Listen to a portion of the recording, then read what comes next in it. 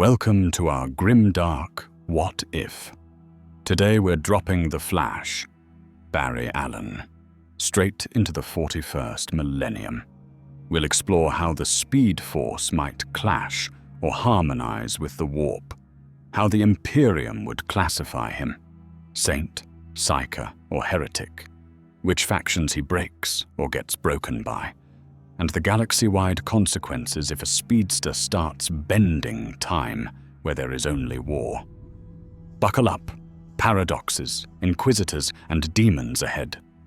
The first sign isn't light, it's a scream. No lungs, no mouth, just a pressure wave shivering through the voxnet as a dozen astropaths seize at once, white eyes flooding with blood. In the upper spires of Vespera Primus, choir masters clamp their brass masks tighter and recite the canticle of anchoring, while the choir's collective soul knots against something that isn't warp and yet moves like a blade cutting along it. Every cogitator screen from manufactorum floor to administratum reliquary glitches into a lattice of hexamaths, then prints a single word in machine pidgin: Velocitas. Down under the smog ceiling, on a transit causeway that runs like a carbon artery between hab blocks and promethium silos, a breeze happens where breezes don't. Lice float. Oil droplets roll backward up rivets. A red filament draws itself out of nothing, a hairline fracture in reality. And then the fracture is a man skidding barefoot to a stop on plasteel hot enough to blister. The air lurches back into place with the sound of a cathedral door slamming. Barry Allen inhales smoke and iron and the sour fungal tang of recycled air. The skyline is knives, Gothic arches, stacked on Gothic arches, statues of armored saints aiming bolters into the fog. He hears too much, the thunder of 1,000,000 boots 10 kilometers away, the count of every cog tooth turning in a distant refinery, the insect burr of a security servitor's optics fixing on him from a buttress 3 blocks down.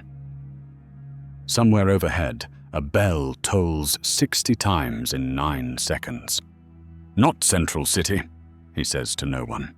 He tastes copper from the lightning still lacing his teeth, checks the familiar hum of the Speed Force, and finds it off-key, like a symphony pit that extends in all directions, forever, but through which something heavy and praying presses its will. The servitor's Auspex spools faster. Internal logic trees reclassify the anomaly 6 times, then default to threat. Its arm unfolds into a stubby rotary stubber. The barrel starts to spin. Barry's gone before the first slug tears the air. He's a smear of warm wind skimming a cataract of traffic, phasing through a hauler's grill, stepping sideways between a pair of pilgrims carrying a reliquary under glass. The glass fogs as he passes. He stops 100 meters away, not because he needs to breathe, but because he sees the child. 8 years old, 1 shoe, fingers black with indigo dust, staring from a ladder bolted to the causeway's underside. Her pupils are pinpoints. She's been living on stim crud and incense fumes. She's seen 100 men die and never a man arrive like lightning. She crosses herself in the sign of a double-headed eagle. Barry's mouth opens with a dozen options. "Are you okay? What city is this? Have you seen a Justice League?" And closes because none of them fit the moment. He slows his molecules and lets the ambient sound catch up so he can be more than a ghost. "Hey, it's all right," he says softly. "I'm not." A klaxon cuts him off. A vox-amplified voice hammers the causeway from speakers hidden in the steel saints. "All citizens, assume static positions. The lex vigilum of Vespera Primus decrees compliance. Anomaly detected. Inquisitorial mandate in effect. He's used to police chases. He's never had a planet speak like a judge. The first responders aren't cops. They are black-armored figures with visors slit like murder holes, the sigil of the Adeptus Arbites pickaxed across breastplates. Their boots strike the causeway in lockstep, shock mauls at the ready, shotguns on slings. Barry watches the wave front of their arrival, pressure, heartbeat, sweat, and tastes a cold purpose. These aren't here to apprehend. They're here to contain, inside a grid of authority that stretches to the horizon. He lets them ring him, because running right now would make this worse. He spreads his hands. I'm not here to hurt anyone. They don't answer. One speaks into a throat bead. Constable Prime, target displays Xenos grade mobility. No visible augmetics, no obvious witch signs. Awaiting inquisitorial directive. Witch. The word lands wrong in Barry's head, like a fossil bone in fresh bread. Behind the Arbites line, robed silhouettes gather. The parchment crackle of catechisms, the click-speak of Binharik. Tech priests of the Adeptus Mechanicus arriving like a rust-red tide. Servo skulls drift above them, optical candles burning. Their leader's vox grill sings static liturgy as mechadendrites unspool and their fingers become an array of needles and tuning forks. Be at peace, enforcers, the tech priest intones. We shall assay the anomaly's frequency. To know its cadence is to bind it. To Barry's left, a different sound, power armor chiming as it moves, but lighter than the bass bellows of an Astartes plate. The armor is white, trimmed in black and gold, fresh wax seals fluttering from every plate. An icon of a burning sword rides the pauldron. Adepta Sororitas, Sisters of Battle. The one at point has a helm under her arm and eyes like obsidian when sunlight hits it. A priest in flayed parchment vestments clutches her elbow and points at Barry with conviction. Miracle or mutation, Sister Superior, the Emperor tests us. He cracks the sky and sets a sign. Barry tries a smile that isn't a mistake. Hi, my name is Barry Allen. I'm from...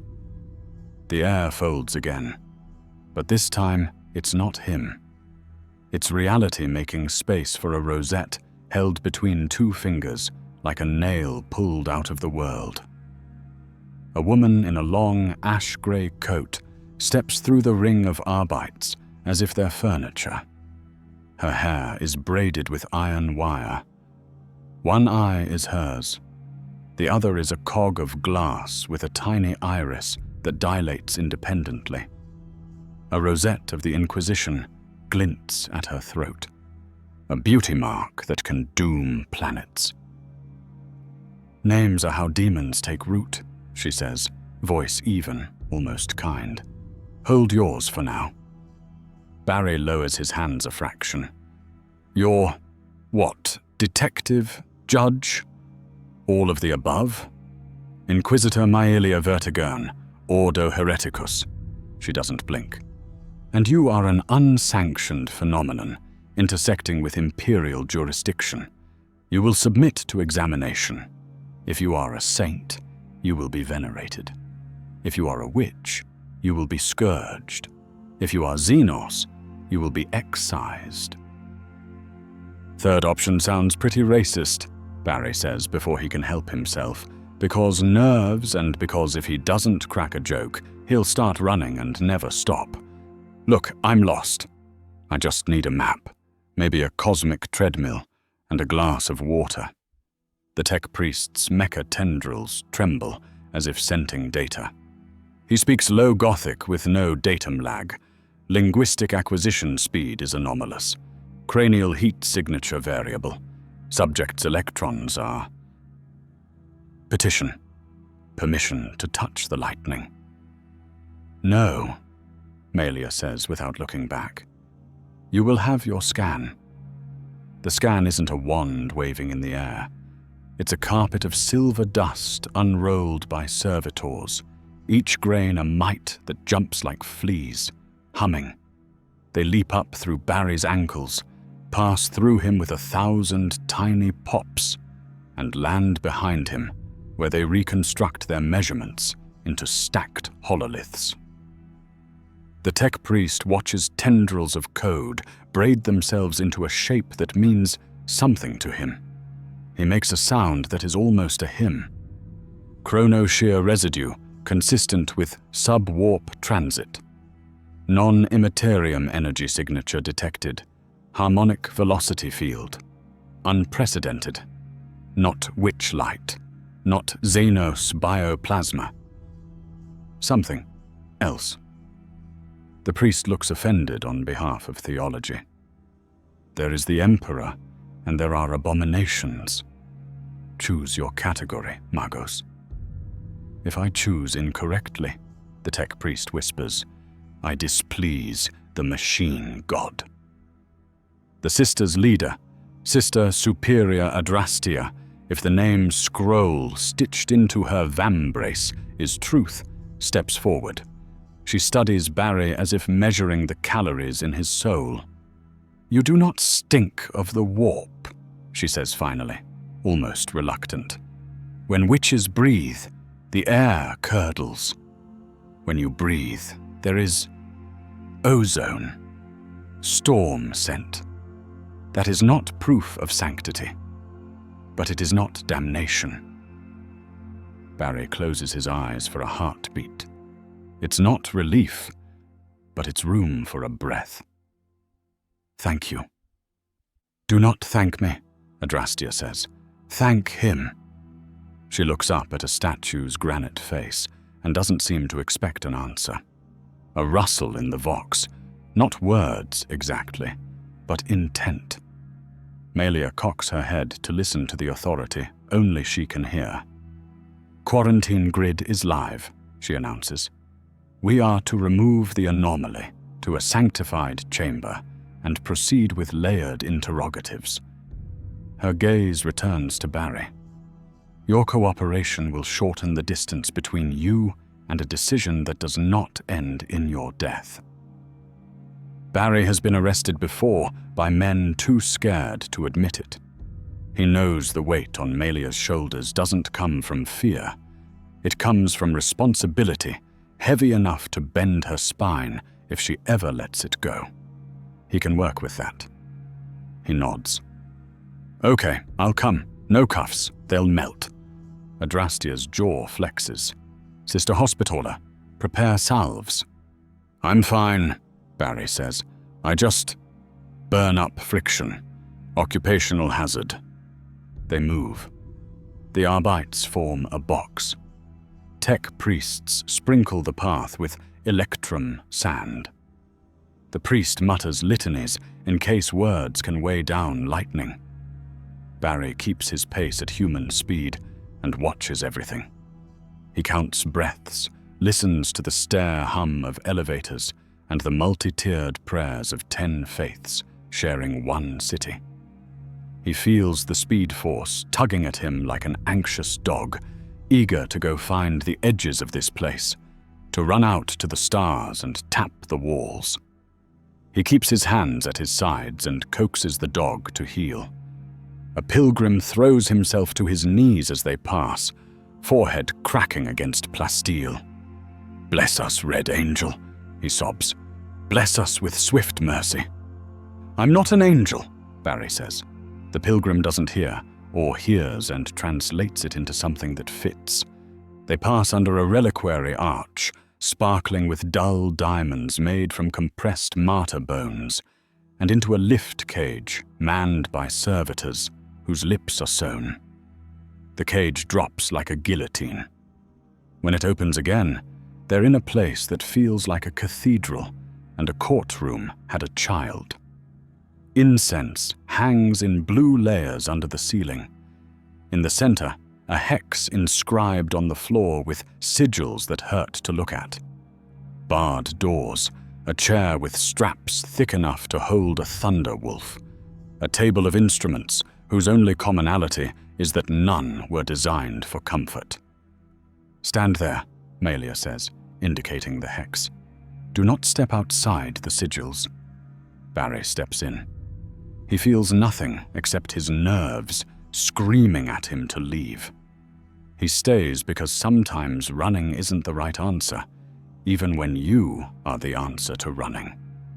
The mites of silver dust swarm again, building a cage of light around him, then fall away as if deciding they've weighed enough. "State your species," Malia says. "Human," Barry says. "Baseline. No augmentations, unless you count a lightning accident that made me fast. Origin world. Central City, United States, Earth." Malia's good eye shows nothing. The glass one tightens its iris like a shutter. "Earth," she repeats. The priest draws in breath. The tech priest's mechadendrites writhe. The sisters go still as statues. Barry licks his lips. "I know that's a big name around here." "In our tongue, Terra," Malia says. "Seat of the master of mankind, the holiest world. You claim to be of Terra, yet you speak as though Terra is a provincial datum among many." "There are many," Barry says softly. He thinks of home, sunlight on cold pavement, a coffee shop that always smelled a little like cinnamon, a team that called him Barry and meant it as a shield. Were. Malia lets the silence go long enough for everyone's eyes to get heavier. "You understand why claiming Terra without proof is heresy in several directions at once." "I didn't claim your Terra." Barry lifts his hands, palms out. "I claimed mine." The tech priest stops praying to his machines and leans in. "Parallelities," he murmurs. "Adjacent cosmologies. If the anomaly transited not through the Sea of Souls but through an orthogonal substrate, then Terra may be both the same and not." "Which words for maybe," the priest says, but his voice has lost some certainty. Adrastia takes a step inside the circle's light. If he is a saint, his humility will not save him from trial. If he is a liar, his boldness will not save him either. She nods once, almost to herself. "Strike him." Barry blinks. "Sorry." "Discernment," she says, and her fist flickers forward faster than human. The gauntlet's knuckles stop a hair from his sternum because his atoms are already in argument with the world.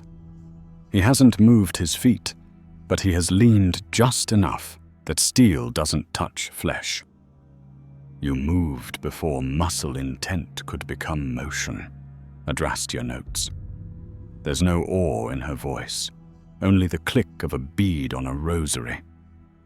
"That is not Sikana. That is else." Malia turns the rosette between finger and thumb, thinking. "Magos Volun," she says without looking. "If we put him in an isolation field, will he breach it?" "If the field's projectors are calibrated for demons, perhaps he will not even know it is there," the tech priest says. "If they are calibrated for motion, he will walk through them like curtains." "So motion," Malia says. "We calibrate for motion." She moves at last, not toward Barry, but toward the table of instruments.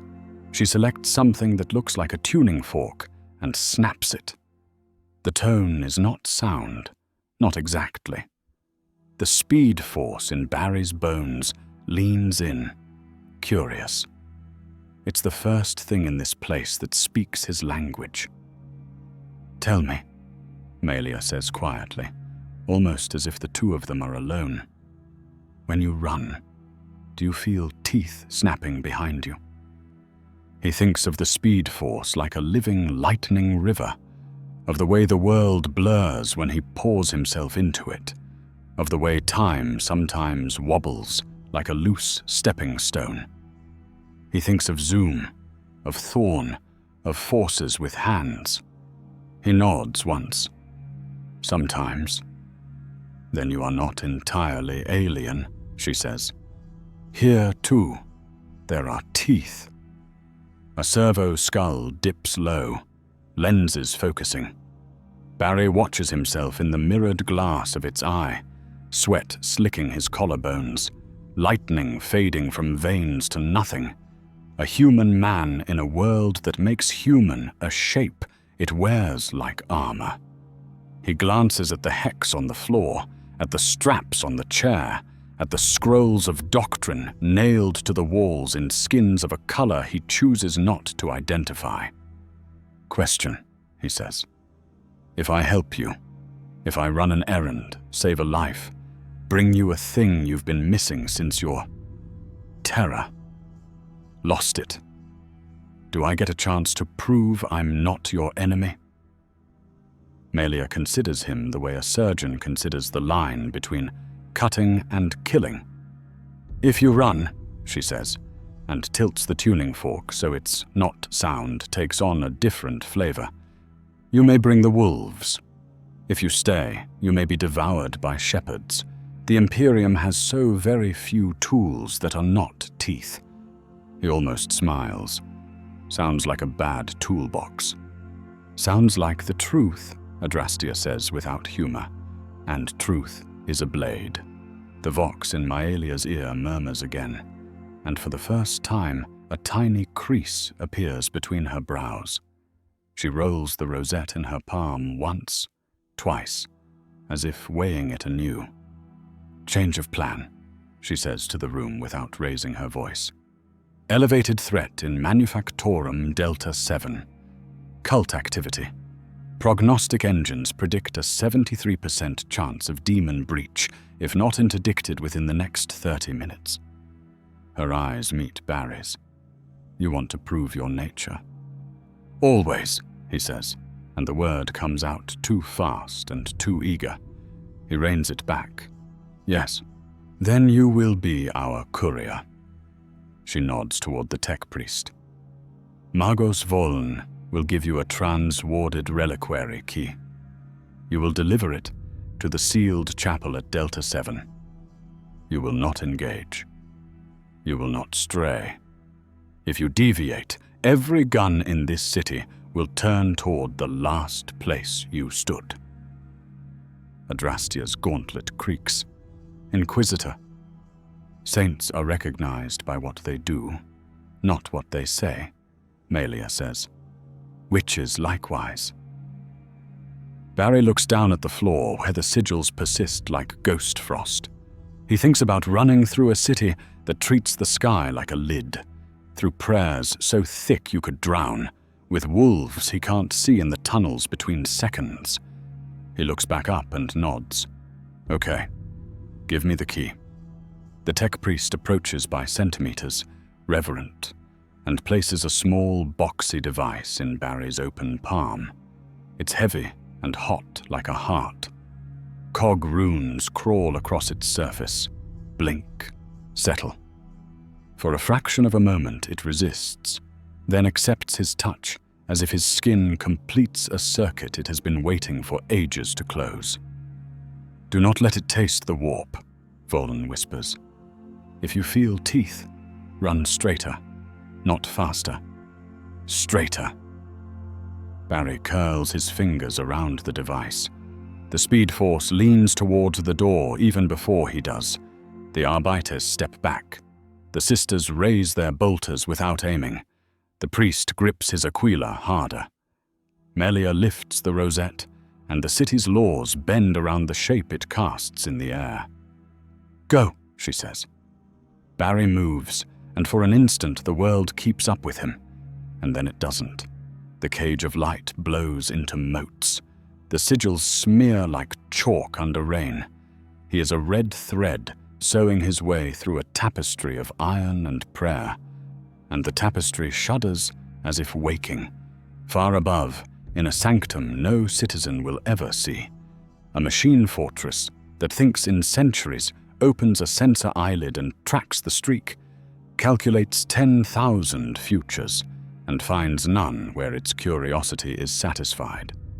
In the lift cage's echo, a child on a ladder presses a dirty hand to the place where the lightning was and swears she feels warmth. In the choir loft, an astropath gasps as the pressure releases for a heartbeat. In a manufactorum where cultists chant in voices too many for their number, a lock that was not meant to open without a miracle tastes the air and waits. On the causeway where he first stood, the scorch mark is already cooling. The city holds its breath. The chapel lock tastes the key and retracts like a nervous muscle. The chanting cuts off mid-syllable. The manufactorum's lights gutter and return. Barry stands with his back to a wall of saints carved from slag, chest steady, eyes flicking across the room's heat blooms, listening for the way trouble breathes after it's surprised. The cultists are on the floor, wrists bound by monofilament rosaries. Candles hiss. Somewhere above, the city exhales like a colossal bellows. He doesn't leave immediately. He waits, curious, because beneath the ordinary fear he can hear a second noise, thin, hungry, like sand getting sucked through a drain at the end of the ocean. He takes a step, and the floor takes a step back. It isn't the floor. It's the world's timing slipping half a beat. He feels the speed force pull tight through him, a bowstring across a canyon. On the edge of his vision, the icons of saints smear and then snap back into place. The nearest cultist coughs black smoke and whispers a name that is not a word. An electro-sensor on a chain swings by itself in a circle that is not quite round. Barry blinks hard and the wrongness shivers, gathering in the corners like cobweb. The vox in his ear snaps alive with Maelia's voice, even and distant. "Report." "Key delivered," he says, keeping his tone conversational, as if that could domesticate the moment. Door shut. Chanting stopped. But the room feels buzzy, like I'm standing in a transformer station that hates me. "Remain where you are," she says. "Do not run." His instinct is to do exactly that. He does not. The buzzing gets louder. No, closer. A draft slides across his skin from a direction that doesn't exist in the room. The candles lengthen their flames toward a point on the floor where nothing is, and that not thing starts to be a stain, then a bubble, then a bruise blooming under tile. He breathes the way he learned to breathe when lightning first taught his muscles new grammar. The speed force leans forward with him, curious and a little offended. He puts 2 fingers against the bruise in the air and pushes, not strength, not mass, just intent with velocity wrapped around it. The bruise pops like a blister. The room smells like pennies and hot rain. The cultists scream because they can see it now. A slick, many-jointed thing trying to clamber through a hole in being. A demon, small by the standards that count, but still a word becoming claws. It reaches, and Barry moves his hand a few millimeters, and the reach goes wrong. The demon's limbs spear a geometry that wasn't there a moment earlier and snap back with a wet sound. It scrabbles at probabilities, finds purchase, loses it again. It's not that he's faster, it's that he's putting next where it didn't want to go. He thinks straight. He thinks it with the particular stubbornness that has dragged him through dozens of broken futures and a few repaired ones. The hole tightens, the bruise pales, the candles settle back into their usual gravity. The thing on the other side snarls, in a voice like a deck of cards, shuffling and slides off the edge of now. The buzzing stops so suddenly he nearly stumbles. The speed force hums, pleased and wary, as if it's sniffing a neighbor it can't see. Melia's voice arrives late, as if it had to wade through syrup. "Report again," he tells her. There is a long pause. When she speaks, the room's hard angles seem to lean in. "Do not move," she says. "Your feet are standing where Math just bled." They bring him back through corridors that creak as if the ship of the city is settling in a new sea. The tech priest is already waiting with devices whose shapes imply more arguments than functions. Adrastia watches with bolter at low ready, a prayer strip fresh across her pauldron. Melia leans on nothing and looks like a hypothesis with a knife. "You forced a demon breach to misfire without Psychana," the Inquisitor says, not asking. "Tell me how." "I didn't fight it," Barry says. "I edited its approach vector." Voln the Margos makes a sound like a harmonium exhaling. "Vector theology." The Omnissiah laughs. "Explain to those without your blasphemies," Adrastia says. Barry closes his eyes and picks his words like stepping stones. "Your warp is weather made of minds, storms of belief, currents of fear. That thing was trying to enter along a slope, cause running downhill to effect. The Speed Force doesn't care about slope. It cares about path. I made the hill steeper where it wanted to go and flatter where it didn't." "Warp entities predict," Melia murmurs. "They feed on pattern and urge. If your force makes prediction taste wrong." "It's not that it's invisible," Barry says, opening his eyes. "It's slippery. It's probability with cleats." They don't laugh. It would be a relief if they did. Instead, they build a room around his words. The tests start the next day at a void port that feels like an open throat under the sky. A small pilgrim freighter sits in a cradle while a temporary Geller lattice glows pale around it, like the ghost of a fortress. Inside, a Navigator House envoy in a void hood lined with lead. 3 Adeptus Astra Telepathica overseers with bleeding bandages under their seals, and an Ordo Malleus attaché who wears a suit that looks like a confession booth. Melia stands with her hands behind her back. Voln brings a device that makes Barry think of tuning forks and insect wings. Adrastia crosses herself before stepping across the threshold. "We are not making a jump," Melia says. "We are pressing the skin of it." The navigator speaks without lifting his veil. His voice has the dry crackle of vellum. "I will open my eye within the lattice. You will walk. If you are a witch, the warp will pull threads from you and make a song. If you are a hole, the song will skip." Barry smiles with a reflex he cannot help. "I like music." "You like staying alive?" Melia says. "Do as told." He steps aboard. The Geller field manifests as an itch you can't scratch under the bones, like standing inside a hymn that doesn't quite match your key. The navigator's attendants secure him to a chair with braided straps and rub a paste that smells like bruised mint onto his temples. The attaché murmurs a rite from a book of letters that all look like small knives. Voln sets his instrument on the deck, and it begins to sing at the edge of hearing. The navigator's hood tilts back, and for a moment Barry sees the third eye open. No iris, no pupil, just a depth that looks through distances he does not believe in yet. The ship seems to tilt without moving.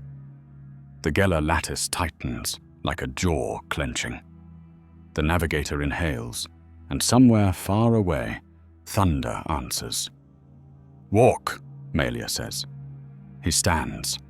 The deck feels longer than it is. He takes a step and hears the change.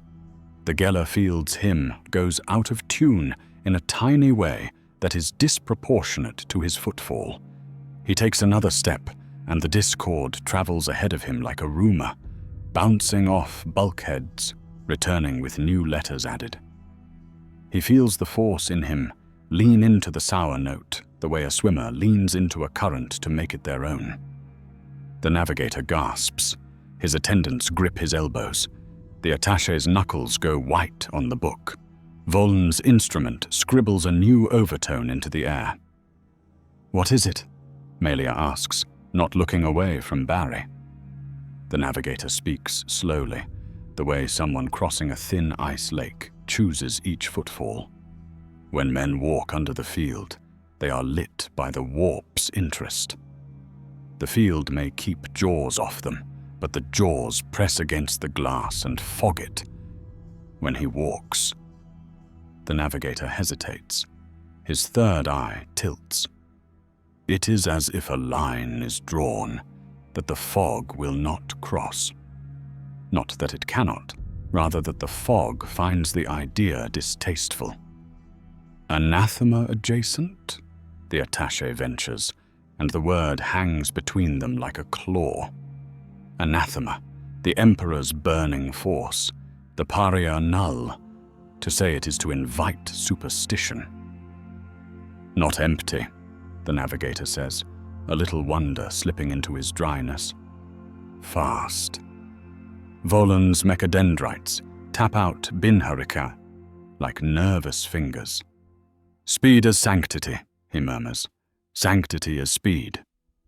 Enough poetry, Melia says. Again. Barry runs, only a jog, and the ship's bones hum with disharmony that isn't harm. He resists the urge to crack the restraint straps for fun.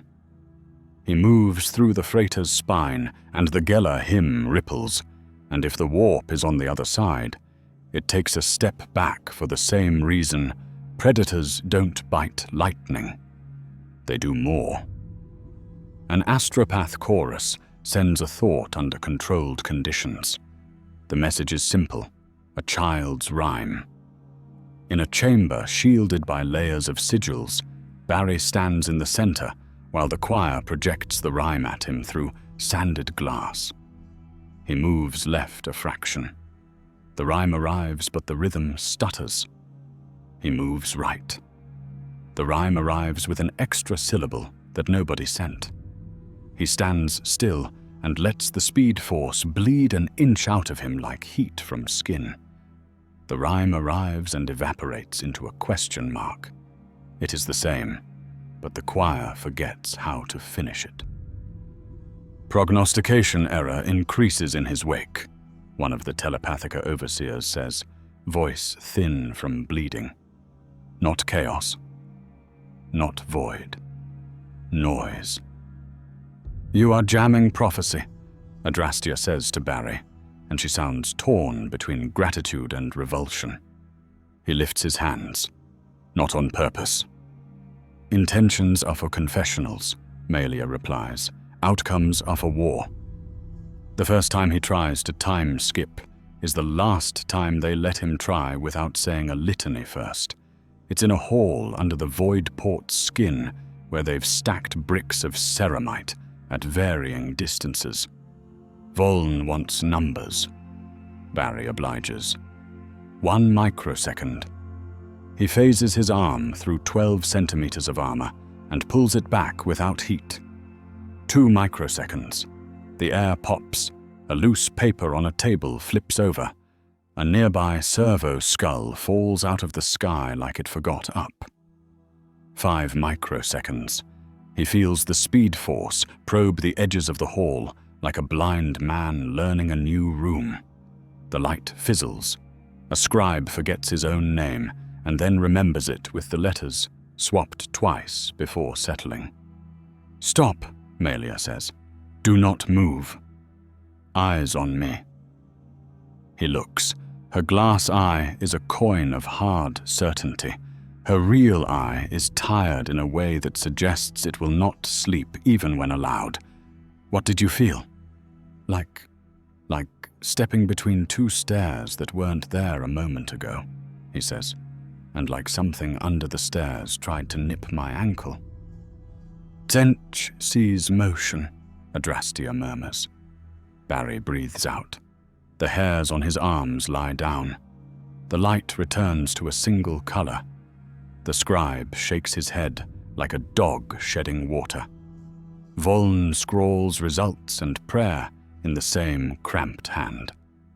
After that, they take him to a ship that is going to jump. Not far. Only a candle's worth of distance in the black. A hop to a beacon station, monitored by 3 different authorities who dislike one another in reliable ways. The ship's crew carries charms on string and brass. The navigator is old enough to be unmoved by novelty. The captain recites the litany of strong doors like his life depends on it. The Geller field glows. The engines taste their own blood.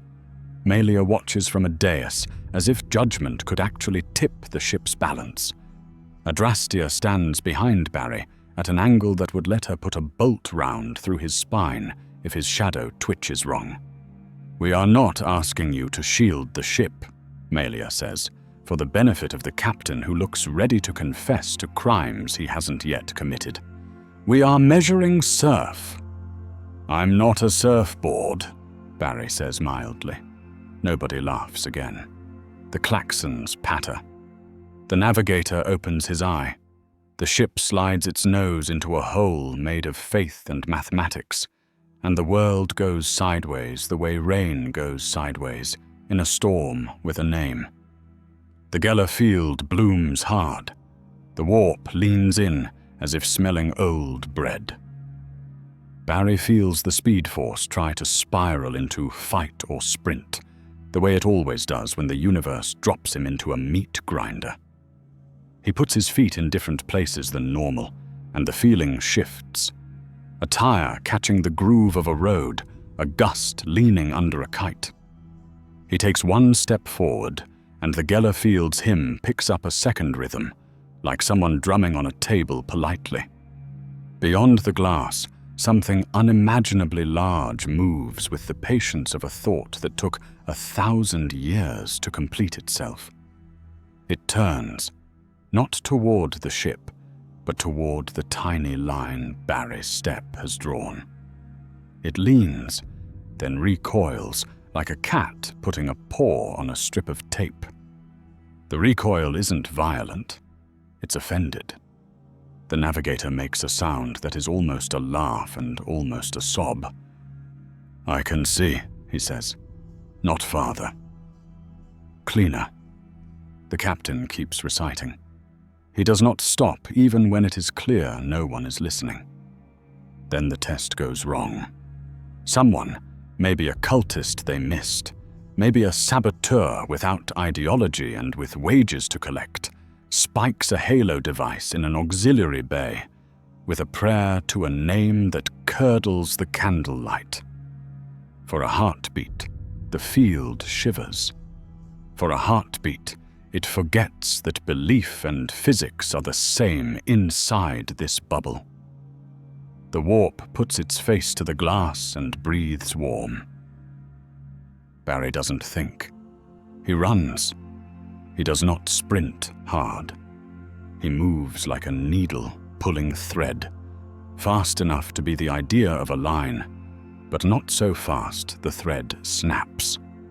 He runs past bulkheads inscribed with oaths, past crew who blink and see 2 of him, and then only one, leaving the memory of a second like condensation on a mirror. He runs into the auxiliary bay and finds the device gnawing on reality like a rat. The rat has noticed him and grown 3 sets of clever eyes.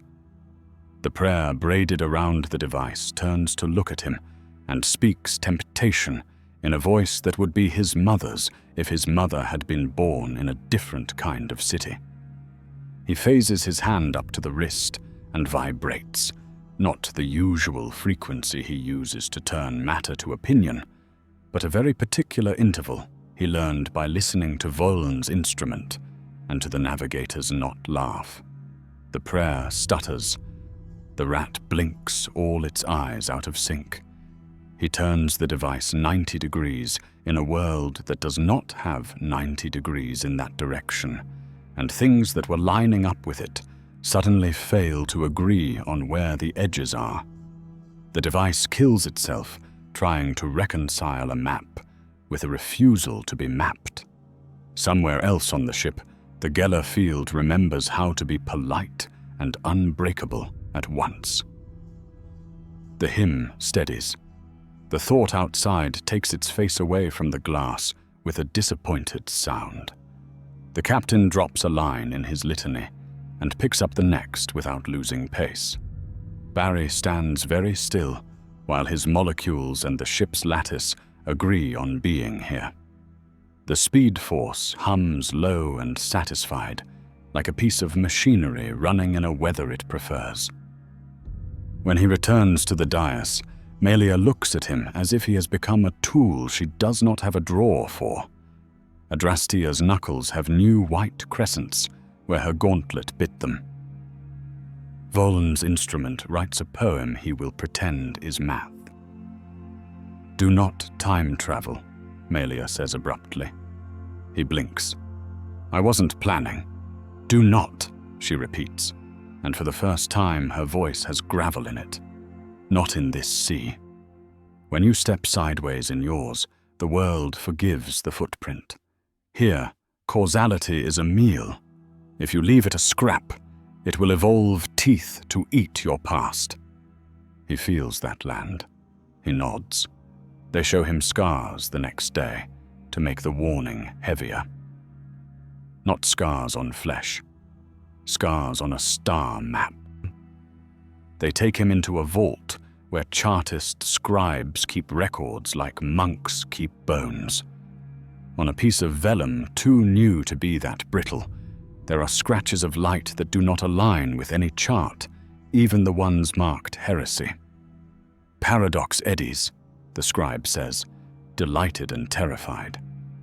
Navigators report them as whirlpools of déjà vu. Ships that entered emerged before they left, with crew that remembered different songs.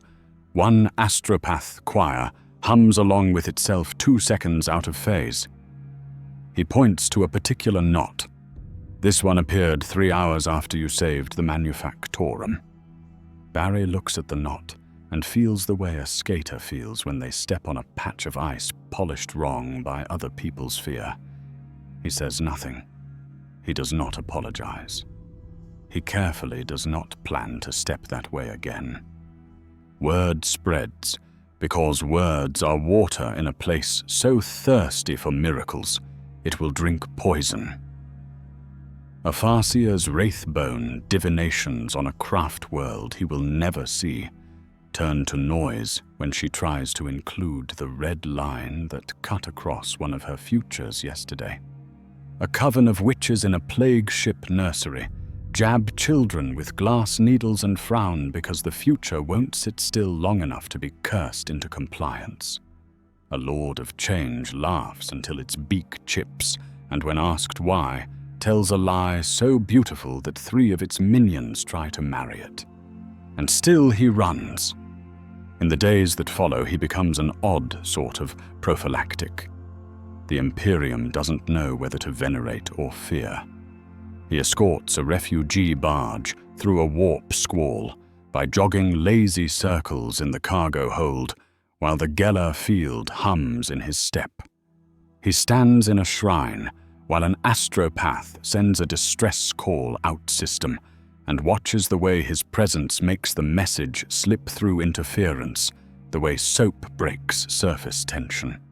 He phases through the hull of a gunship to pull a pilot out of his seat, an instant before a reality bleed makes the cockpit decide to be a cupboard. Not everything approves. In a forgotten sub-basilica somewhere between decks and catacombs, a sorcerer of Tzinch scrapes powder from a page and whispers toward a red rumor. The sorcerer has mapped every bend in the rumor's path and set burning candle snares at the inflection points. Barry steps into one, and for a second he is a man standing in all the rooms he has ever entered and will ever enter on this ship. He feels the lure of infinite mistakes to correct radiating from a thought-wearing feathers. He doesn't pull against the net. He lets it wrap and steps out of it the way a trick of perspective becomes a staircase that recedes if you walk the wrong way. He goes forward and sideways in a measure that has no word here. The sorcerer's trap cinches on a version of him that could have been, then jerks tight around absence and cuts the caster's own hand. The sorcerer screams and calls him the Red Jester in a tongue that never learned mercy. Somewhere, an Eldari harlequin hears the name on a wind with no source and laughs once, soft like a secret. Sometimes the warp leans closer than is polite, fascinated. Barry can feel it then not as a storm, but as a crowded theater. The hush before a performer takes the stage. He has known audiences that want him to succeed because they love him, and those that want him to fail because it would be delicious. This one wants him to change the act so the theater gets bigger. He refuses the invitation. He runs straighter. He becomes a knife edge in the water the sharks don't like the taste of. He learns the difference between speed as escape and speed as line drawing. He learns that every time he pulls odds tight to save a life, the world here remembers the pressure and leaves a bruise that navigators can feel under their fingers on maps. Voln writes an equation that is half prayer. Velocity divided by fate equals noise. Maelia carves a parallel under her skin where only she knows it is there. Tool/doom equals duration. Adrastea goes to the chapel alone in the night and prays for the wisdom to recognize the moment speed becomes sin. Barry dreams, when he lets himself, of lightning that doesn't echo. He wakes to a city where every echo matters, a sea with teeth, and a force that has decided it enjoys the argument. They don't call him Barry anymore in the paperwork. In the Vox briefs and stamped writs that cross Melia's desk, he becomes exempt asset velocitas 01, validity under rosette authority, restrictions enumerated, sacral seals impressed so deep the parchment bends. The sigil on the writ is a stylized thunderbolt splitting a skull, and someone in the ministorum adds a halo to the lightning without asking. The first doctrine grows in the hours after the manufactorum. They call it the lightning path, because soldiers like names that move. Maelia drafts it in a bunker, where incense fights sweat and cinder, while Magos Voln hangs his instrument in the air and plucks harmonics to keep the speed force from humming itself into mischief. Sister Superior Adrastea reads every sentence as if it could become a death for someone she loves. The doctrine is blunt and strange. Do not use the asset to change yesterday. Do not allow the asset to run through shrines older than the city. If confronted by nulls, do not let them stand in his wake. If he asks for water, give it. If his skin smells like rain, keep the witches away. The Munitorum reacts like a starving man shown a loaf and told to take one bite at a time. Requests flood in, stamped URGENT, then most URGENT, then sealed with wax and tears. A general on a steel world wants him to hand-deliver his battle plan to 3 brigades across 2 continents, faster than spies can steal the ink. A hive governor wants vaccines moved to the plague tier before the sun sets. A forger's fabricator locum wants a sacred torque retrieved from a vault that only opens to velocity itself. Everyone wants a miracle, and failing that, a courier who outruns entropy. Choose, Malia tells him, spreading requests like cards. We can't say yes to everyone. We can't even say yes to many. We say yes to what stops the most bleeding. He touches the edges of paper and feels the heat of each plea. He picks 3 and makes them 1. The first run is logistics without romance. A hive's lower tiers choke on a spore fever that cooks brains in the skull in hours, and the Medici serums sit untouched in a fortress 300 kilometers and 12,000 bureaucratic barriers away. The serums need cold. The corridors need guards. The guards shoot at anything that moves too fast, because faster than normal has meant mutant their entire lives. Voln gives him boots anointed with unguents that smell like machine temples and summer storms, then binds cooling coils to his calves with chain prayers. Adrastia murmurs a line from a catechism that makes even the air nod. Malia says nothing, just holds his gaze until it feels like she's writing his outline into law. He runs.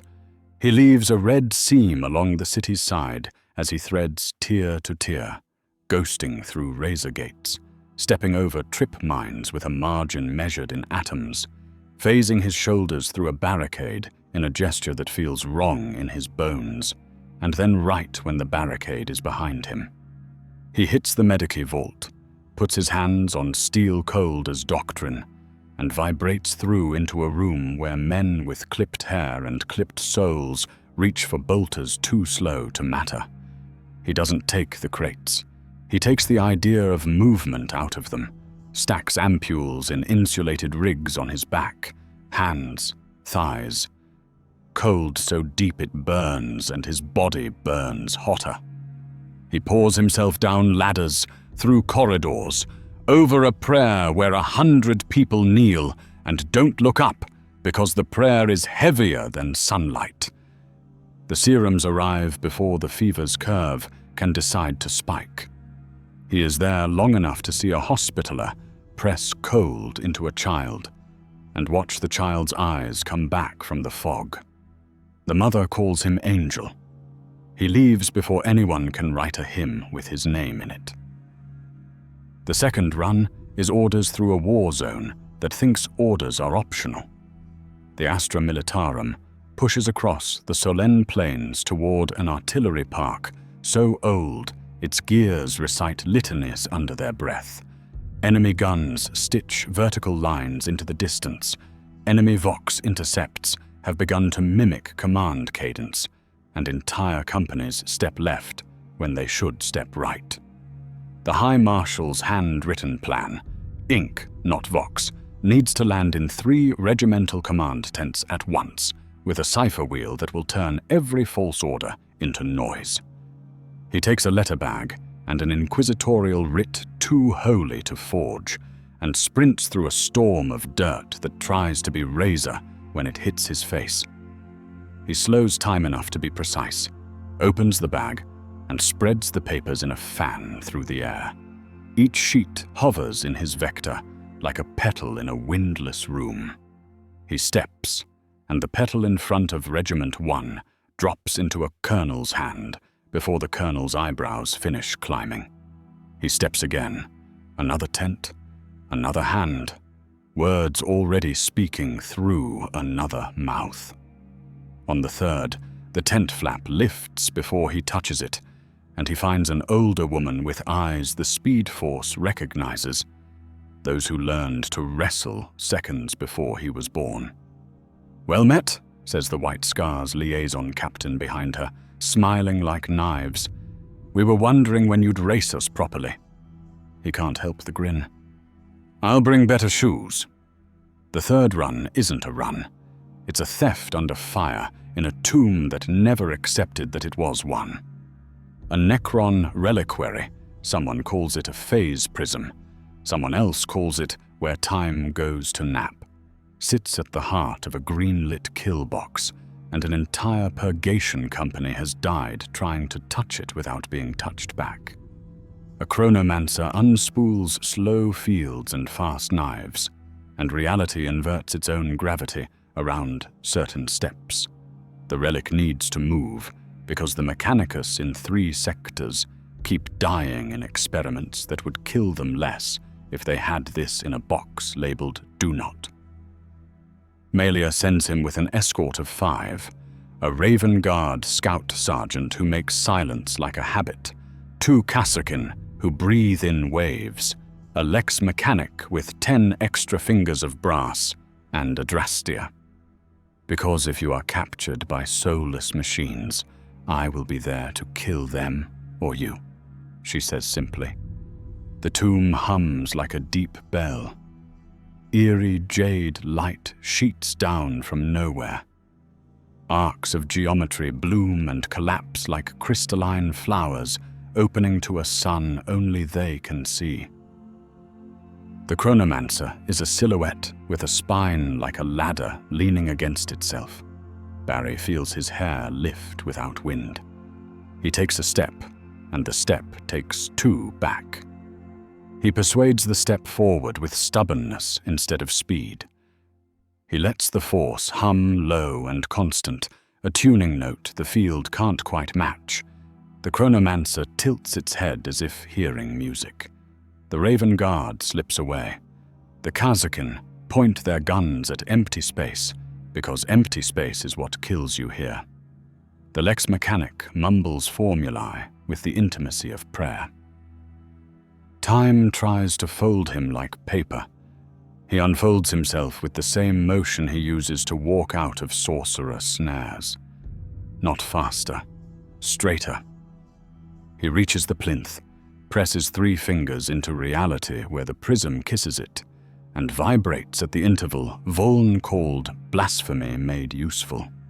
The prism's resonance hiccups.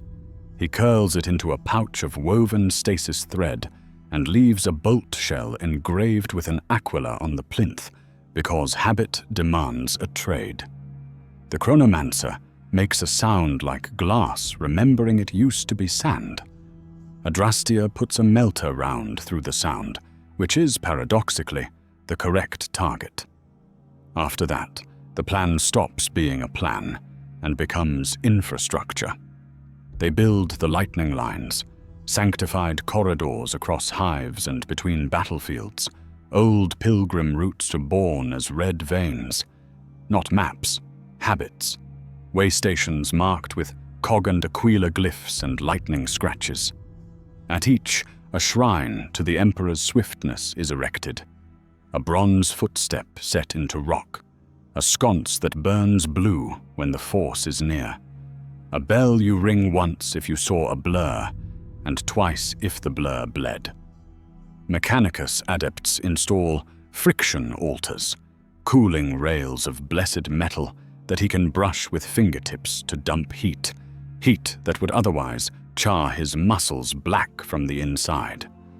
The first time he uses one, he hisses like quenching steel, steam carrying a scent like storms over dust. The second time, he says, "Thank you to the altar without irony." Officers write the lightning addendum to the Tactica Imperialis, a heresy and a supplement at once. Do not build your plan around a miracle. Let the miracle hit your plan where it fattens it most. Assume he will not be there when the gods notice. Disperse your dependencies so none of them become the tooth the enemy knows how to pull. The Munitorum loves him for an afternoon, and then resents him like a drug they can't have.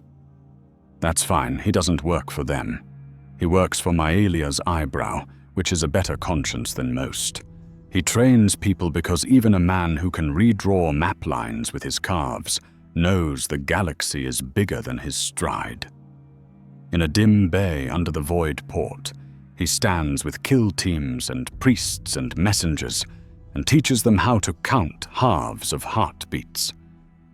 Most of you die because you arrive either a blink too soon or a breath too late, he says, drawing a chalk line on the deck. You can't be me. You don't need to be. Learn to think in fractions. He sets up metronomes, literal ones, stolen from a Hab school, and has them fire in rhythm while he claps off beats, forcing the trainees to move on the wrong sound.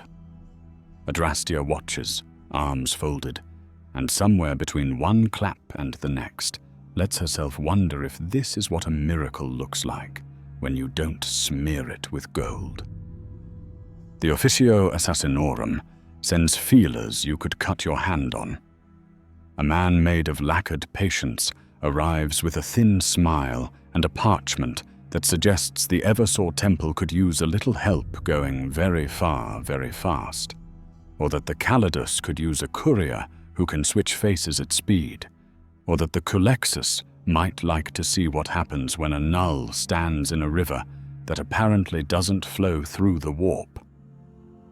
Maelia listens with her patience like a blade that never dulls and dismisses him with a bow that is not mockery and not respect, precisely. Later, quietly, a Culexus descends a flight of stairs to stand near Barry while he runs a drill. The air dies around the null the way it always does, like sound forgetting itself. Barry feels it like a migraine that walked in through the wrong door. The Speed Force hiccups, stutters, then resumes at a lower hum, not offended, but not entirely content. He jogs. The metronomes keep time. The null turns their head with the remorseless curiosity of something that has never, not once, been tempted. They nod once. Not warp, the handler says, writing in small script. Not unaffected. It becomes a rota, and rosters are holy in a world where you can die waiting for one. Monday, he is a courier and a suture. Gene seed from 3 fallen Astartes must make it from a battlefield under phosphor storm to a chapter barge's apothecarian before the black rot of this place's warp kisses it. He moves through a sky that tries to be stone, slides between pulses of light that want to be knives, and arrives with the organs cradled against his ribs in a nest of medici gauze he won't let anyone else touch. The apothecary, helm off, tears in his eyes, says, "You have returned my sons." And Barry says, "I carried what they already were," and leaves because the room feels too naked. Tuesday, he is sabotage with gloves on. An enemy artillery park squats in the plain like a cathedral that wants to speak in fire. He could vibrate through breech casings and turn shells to shrapnel inside their fathers, but that makes ghosts that aren't on his side. Instead, he phases just enough to unseat firing pins, to microfracture recoil springs, to smear lubricants into the wrong places. He does it with monastic care. He leaves a single pin where a gun crew will find it tucked into a prayer book and think a saint put it there. When the first barrage is supposed to sing, the song coughs. The second stanza falls apart. The sergeant swears, looks up, and sees a red smear that might have been sunlight changing its mind. Wednesday, he is a thief again, but for his side, a Chaos Warband's shrine to their patron, a place where a blade made of 8 oaths and fewer truths sits waiting to be lifted by the one man it will never cut. He runs through the shrine like a whisper in the ear of someone who knows better and takes the blade when all eyes are on the right. The warlord's roar makes the air flex. Barry is already in the side street, sliding the sword into a lead-lined coffin, while he moves because he knows if he stops, the sword will learn his name, and that's a conversation he doesn't intend to have. Thursday, he rescues a navigator child whose third eye opened for the first time in a room full of mirrors. The child would have gone mad in seconds if the reflections agreed on her. He breaks them, gently, with a hand that never touches the glass. Friday, he simply carries a letter from a man who has been a soldier too long to the woman who hasn't been a widow yet. It's not strategy. It's not war. It's the reason the other things matter. And he doesn't admit that he ran slower because he wanted to read what the man wrote by the time he got there and be sure it was worth the sprint. Word spreads, because that's what words are for. The ecclesiarchy tries to keep ahead of it with doctrine. A confessor coins stations of the red path, 11 moments you contemplate when you want to move before you think. His sermon, preached from a balcony with a loud hailer that squeals like an animal, insists that speed without obedience is heresy. The crowd cheers anyway.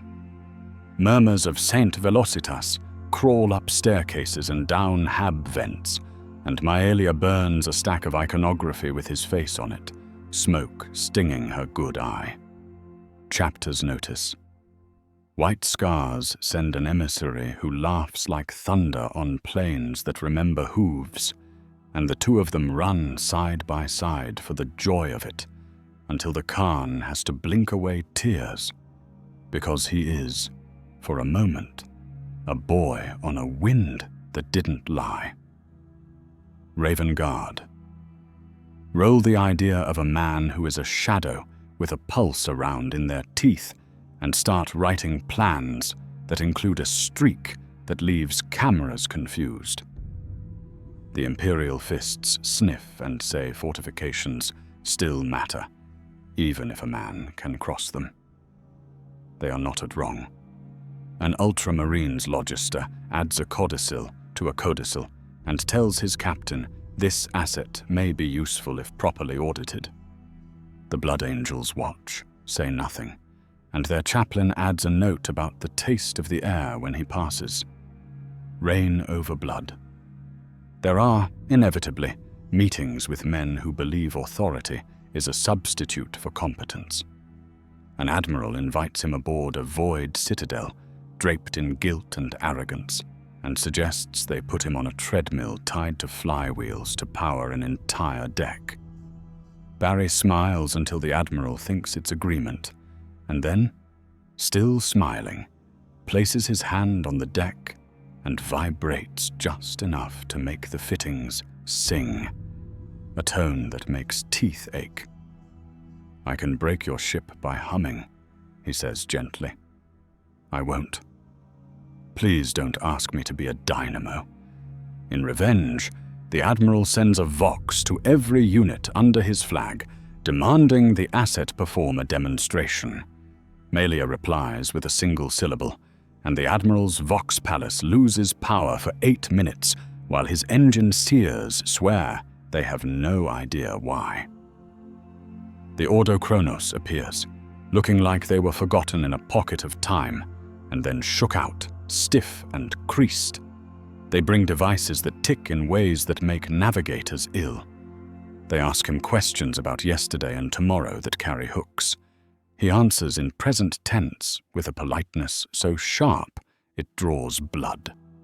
They leave behind a brass hourglass filled with ground-up oath paper that refuses to fall unless he looks at it. Voln calls it art and relocates it to a shelf where it can do less harm.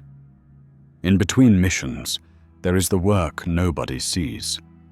The recovery of little things that become big because a galaxy is made of them. He carries astromaps in his head, from slate to slate, because the Mechanicus wants to know if his recall is an asset.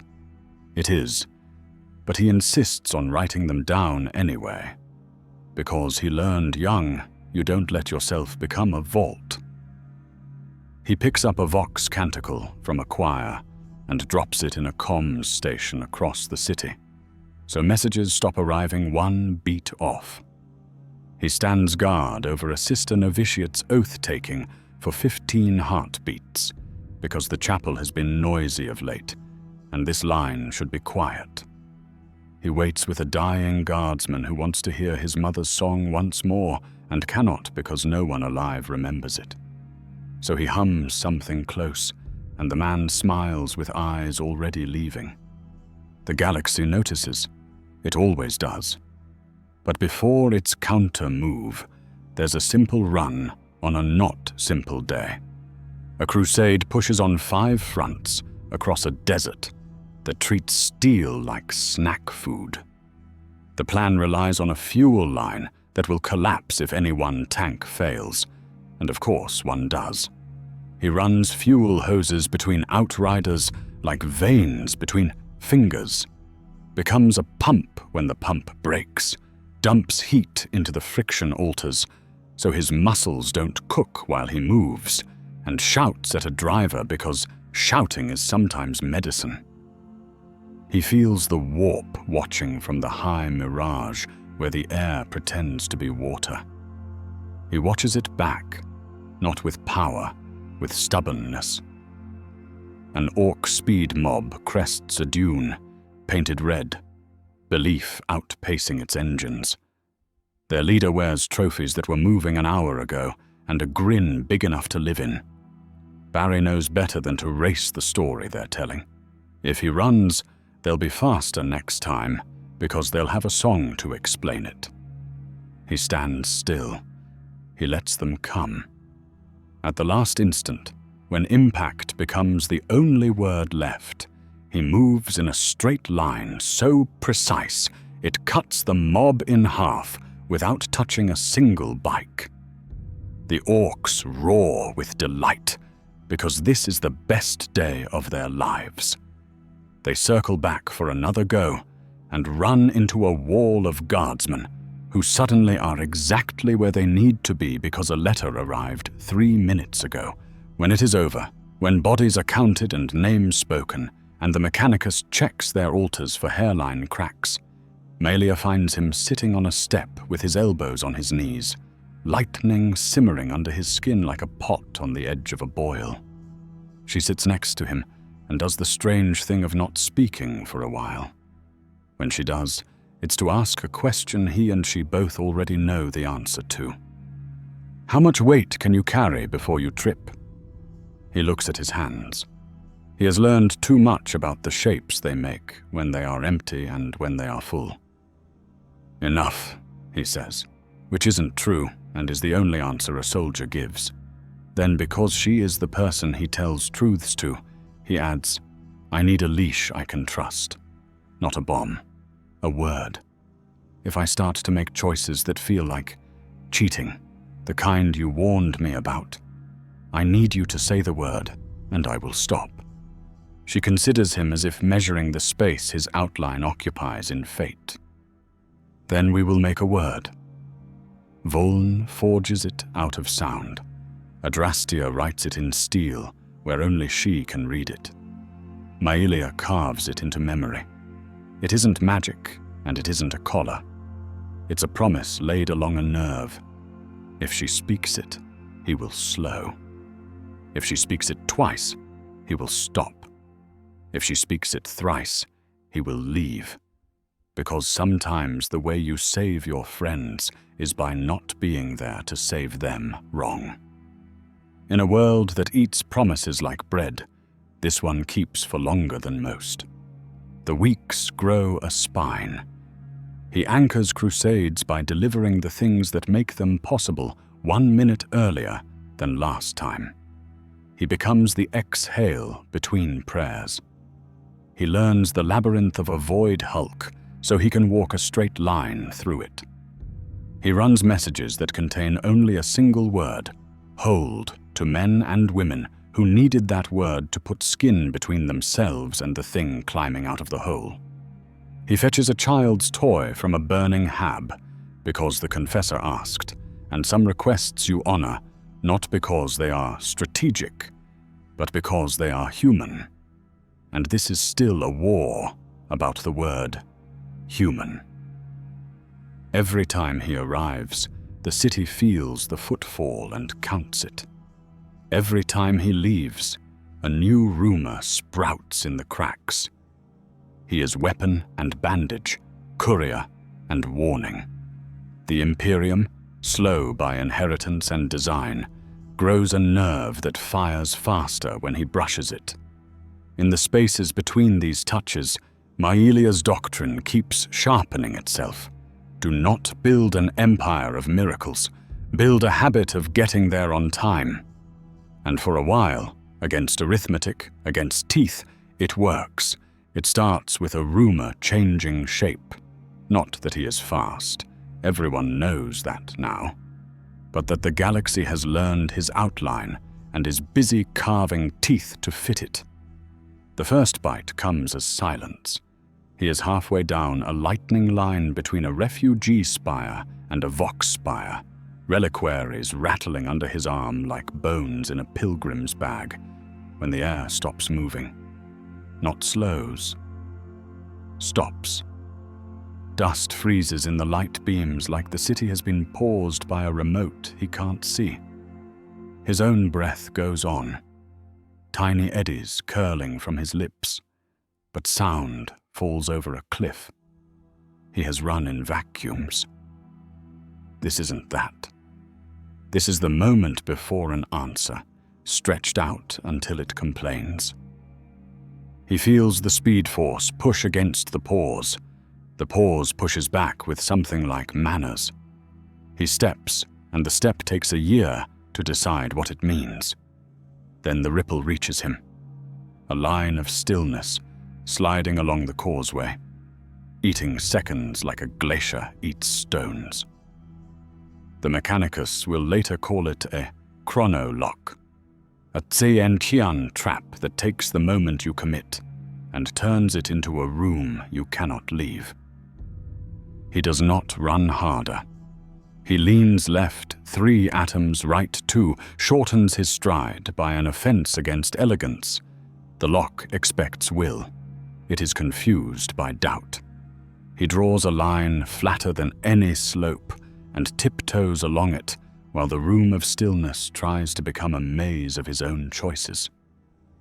Mirrors appear at the periphery, images of him diving to save a falling pilgrim, images of him sprinting to snatch a flyer out of the air, each baited with righteousness and urgency. He wants all of them. He wants to break himself into enough men to satisfy the mirrors. He feels his calves coil. A word crackles over the vox that is not a prayer and is not a threat. It is the word Maelia made and set in his spine. It isn't stop. It isn't obey. It's a knife laid next to his name. He exhales, and the want to be everything to everyone goes quiet enough that he can choose the ugly path that saves most.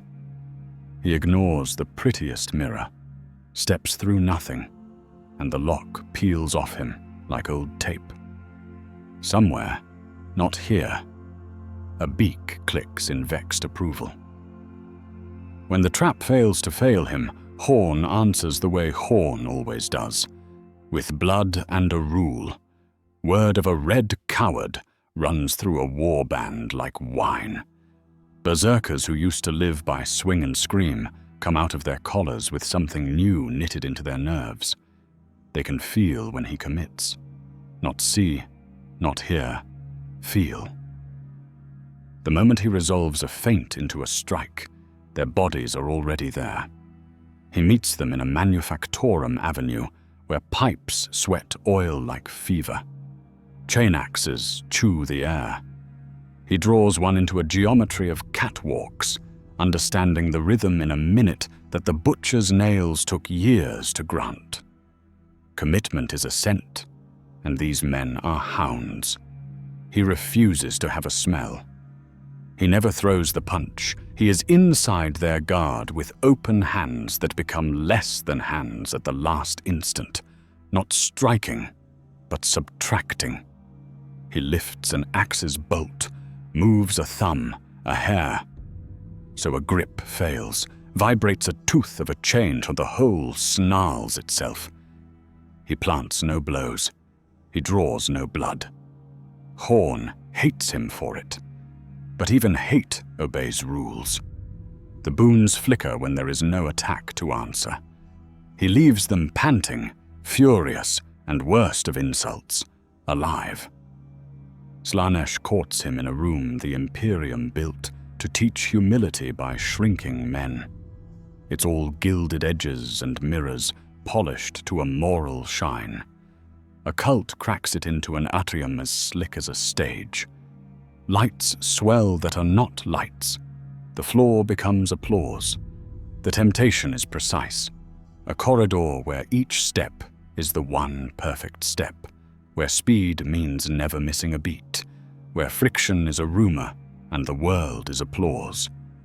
The promise that the high, the rush, the right line through badness can be forever. He can hear it, his footfalls in a stadium that has never stopped cheering, the crisp crack of air torn, not with work, but with grace. The room offers him relief from compromise. He could be beautiful and correct, and never dirty again. He remembers a coffee shop that smelled like cinnamon, and a sidewalk that never applauded.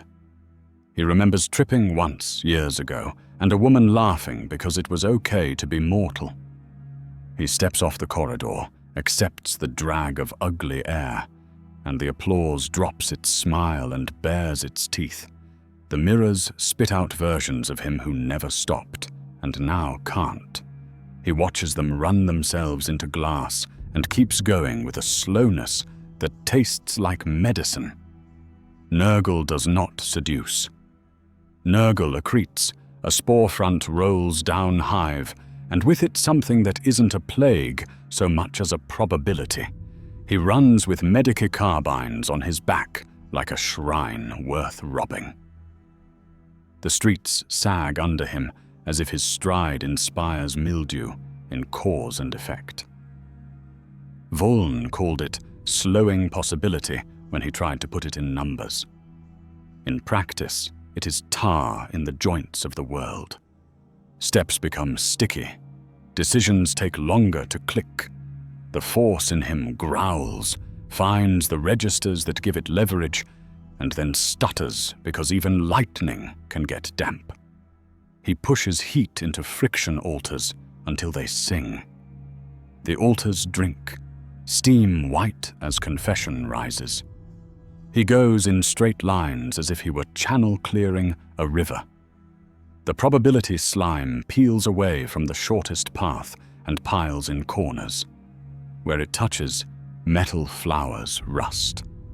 The hospitallers clean, bolt guns bark, and he sleeps for a day after, not because his muscles hurt, but because the patience of rot rubbed off.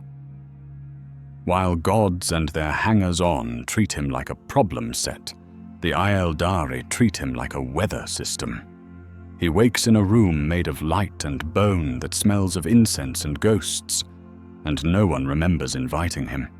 A farseer stands in a robe stitched with star maps, eyes milked with visions, face set like a knife that learned regret.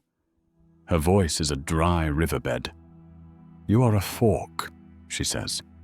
"Each time you touch the skein, it unravels toward wanting to be you." "I'm trying not to tug," he says, "because honesty is cheaper than rhetoric." She lifts a piece of wraith bone carved into something like a tuning fork and sets it on the floor. It hums a clean note and vibrates with the faintest impatience. "This will sing when you are about to make 1,000 survivable deaths into one beautiful catastrophe. If you stop when it cries, many of my people will live. You will not know their names." "Saving nameless people is the only kind," he says softly. He reaches. A harlequin steps between them without crossing the space, grinning through a half mask painted like a split fruit. "Careful, Red Jester," the harlequin laughs, a sound that leaves no footprints. "Take too many gifts and you start to think you are on our stage." He leaves with the wraith bone and a warning he does not understand. Later, in a tunnel packed with evacuees and the hiss of impatience that precedes panic, The bone sings so urgently, he stops dead. In the half-second he saves, a bulkhead collapses in a place he would have been. A boy with a nosebleed gets to finish one more breath. People curses him for blocking the way, transform into thanks when a sister opens a side gate. The skein takes a different stress. The Necrons stop trying to pull him into cages designed for bodies. Bodies are a hobby for them. They build lattices that intersect angles no artisan can draw, projectors that sputter suns' worth of syncopated light, and a thing Voln cannot name without grinning like a lunatic. A trajectory trap. It doesn't look for him. It looks for planning. He feels it the moment the vault door opens, a room that remembers every runner it ever saw and has opinions about their next footfall. The chronomancer at its heart is all straight lines and contempt. The air is dry with age that would make a mummy feel vibrant. The trap reaches for the way he tends to be, the angle he prefers when a corridor narrows, the way he places his palm when he phases. It doesn't care where he is. It cares where he will choose. He refuses to be a choice. He executes nonsense. He breaks his stride into primes. He injects noise into his own habit, the way a drummer shifts just enough to make the groove untouchable. The trap seizes. A tesseract clicks closed on trajectories he did not take and now will never take. Something red and thin thrashes inside it like a thread in a jar. An after-image of a possible Barry, bottled and angry. He leaves it there because smashing the prison would be an argument with physics best had by gods. The chronomancer raises one perfect metal hand and snaps. He doesn't hear it. He is already at the door. Adrastia, who came because her litany insists she never lets a machine judge a human alone, puts a round through the projector rig and writes a meltdown into the room's future without bothering to consult it. Orcs come laughing. They always do.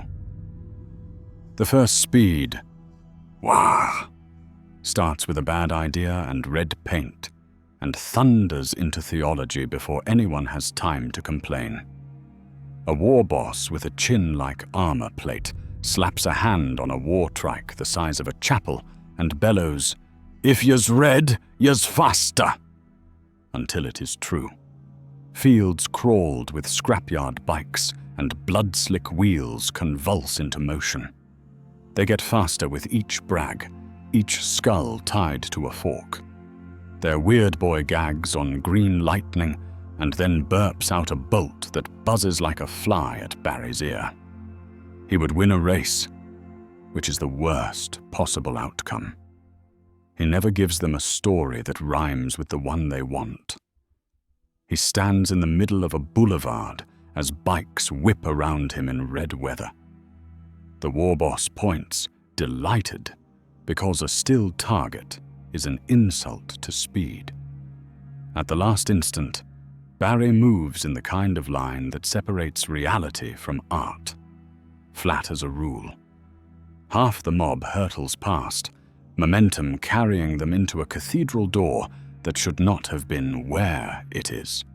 The other half overcorrect into a side avenue where guardsmen have finally placed themselves because a letter arrived 3 minutes ago that only said now. The weird boy builds a bolt big enough to swallow self-respect and aims it at the red man. Barry spoils the aim with a nothing move. He opens his hand and lets the air he's holding go. Pressure changes. The bolt hits a friction altar Voln installed last week for exactly this day.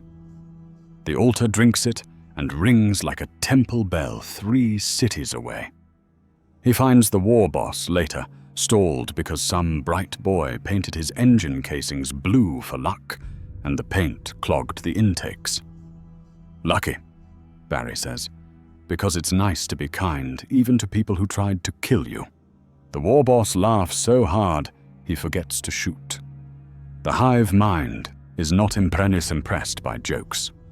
On a jungle world that sweats mold and artillery soot, he runs herd on a column of civilians while gaunts flow like teeth through grass. He has learned to outrun crossfires and read the angle of ambushes in how birds stop singing. But the Nids don't set traps. They update yourself. Each sprint he takes, their synaptic web stitches anticipations across the gap. Termagants form turbines to push their own shots into where he will be if he chooses efficiency. Hormagaunts pin his options by leaping where he wants to place his foot next. He can feel prediction tightening like a noose woven out of insects. He thinks about music. He makes himself staccato. He chops his run into uglier pieces, injects rests into a melody that would otherwise be graceful. The force in him wants to sing. He asks it to drum. He veers through foliage, not for speed, but for noise, uses branches to his advantage, snaps them so sound or overprints smell. Artillery crews, following orders that no one would have believed yesterday, fire not at targets but at times, shells slapping the ground in a useless-seeming rhythm. It isn't useless. It lifts a wave of dirt and spores exactly when the gaunts needed clarity, and his straight line appears like a plank across a stream. He moves an entire column across a ravine on the beat. The hive mind adapts twice on the third volley, and then the third time does not work anymore because he stops being music and becomes a silence the hive cannot model without ears. The Tau try math. They always try math. A Firecast commander, whose helmet crest rises like a flame, writes an algorithm that turns his previous runs into an envelope of probability and fills the envelope with guided munitions. Rail rifles trade time of flight for an ugly certainty and plant spikes in his most likely avenues. Marker lights play tag with air. Drones draw a web so sparse no one but him would even notice it exists. He looks up. He bursts straight through a shaft he has never used because there has never been a reason to go vertical. He uses angles the algorithm refused to entertain because no reasonable man chooses to run along a pallet crane's cable because no reasonable man considers a gout of vent steam a foothold. He is not reasonable. He is also not repeatable. The commander's algorithm is beautiful, and if beauty saved empires, this would be over. It does not. He stops long enough to tap 2 drones and flip their friend or foe toggles so they start marking their own guns by accident. Then he leaves because the rest of the plan is a fight he doesn't have time for, and because he can hear the little wraithbone fork humming in his pocket, pleading that he not make something elegant into something fatal. There are smaller counters too, because the galaxy is made of small men with big ideas. Cultists powder mirror glass and blow it across corridors so his pressure waves will draw patterns. He spends an afternoon stepping like a thief on rice paper. A dark mechanicum savant strings a machine choir along a bridge to sing a counter-melody to his force and turn his phase into a fracture. He hums louder and walks through the crack as if through a communion rail. A navigator opens their eye in his path to see if seeing him can anchor him. He has never been a thing you could pin with a glance, and he is not now. The Harlequin appears 3 times without crossings, once to snatch his hand back from a lever that would have opened a webway slit exactly where she who thirsts is hungriest. "Not that door," the clown whispers. Once to hand him a ribbon that vibrated when he is about to be funny at the wrong time. Once to stand at the lip of a pit where something older than language roils and say, "If you run here, you will be legend and then lunch." He listens because the fool who does not listen to fools is the kind of fool who gets poems.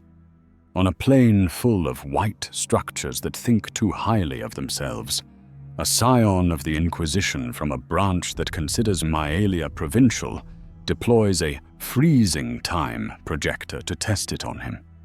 He runs toward it calmly, letting it catch his outline, then stands still inside its field and thinks of volts and rain. The device hums, considers its life choices, and shuts itself off in a little fit of shame. The scion is last seen reassigning themselves to a desk with no windows. He is not invulnerable. A Tsentian labyrinth of choices makes him bleed from the eyes when he holds 3 contradictory intentions for too long to get a nursery evacuated. A Khorne champion with a chain glaive and a sense of humor opens him from clavicle to ribs because he tries a clever thing when a crude thing was wanted. A Nurgle blessing steals a minute from him wholesale. The minute goes missing like a sock, and in its absence a child dies. He could have reached. He does not forgive himself. He learns to pad his miracles with ordinary feet. He does not run alone.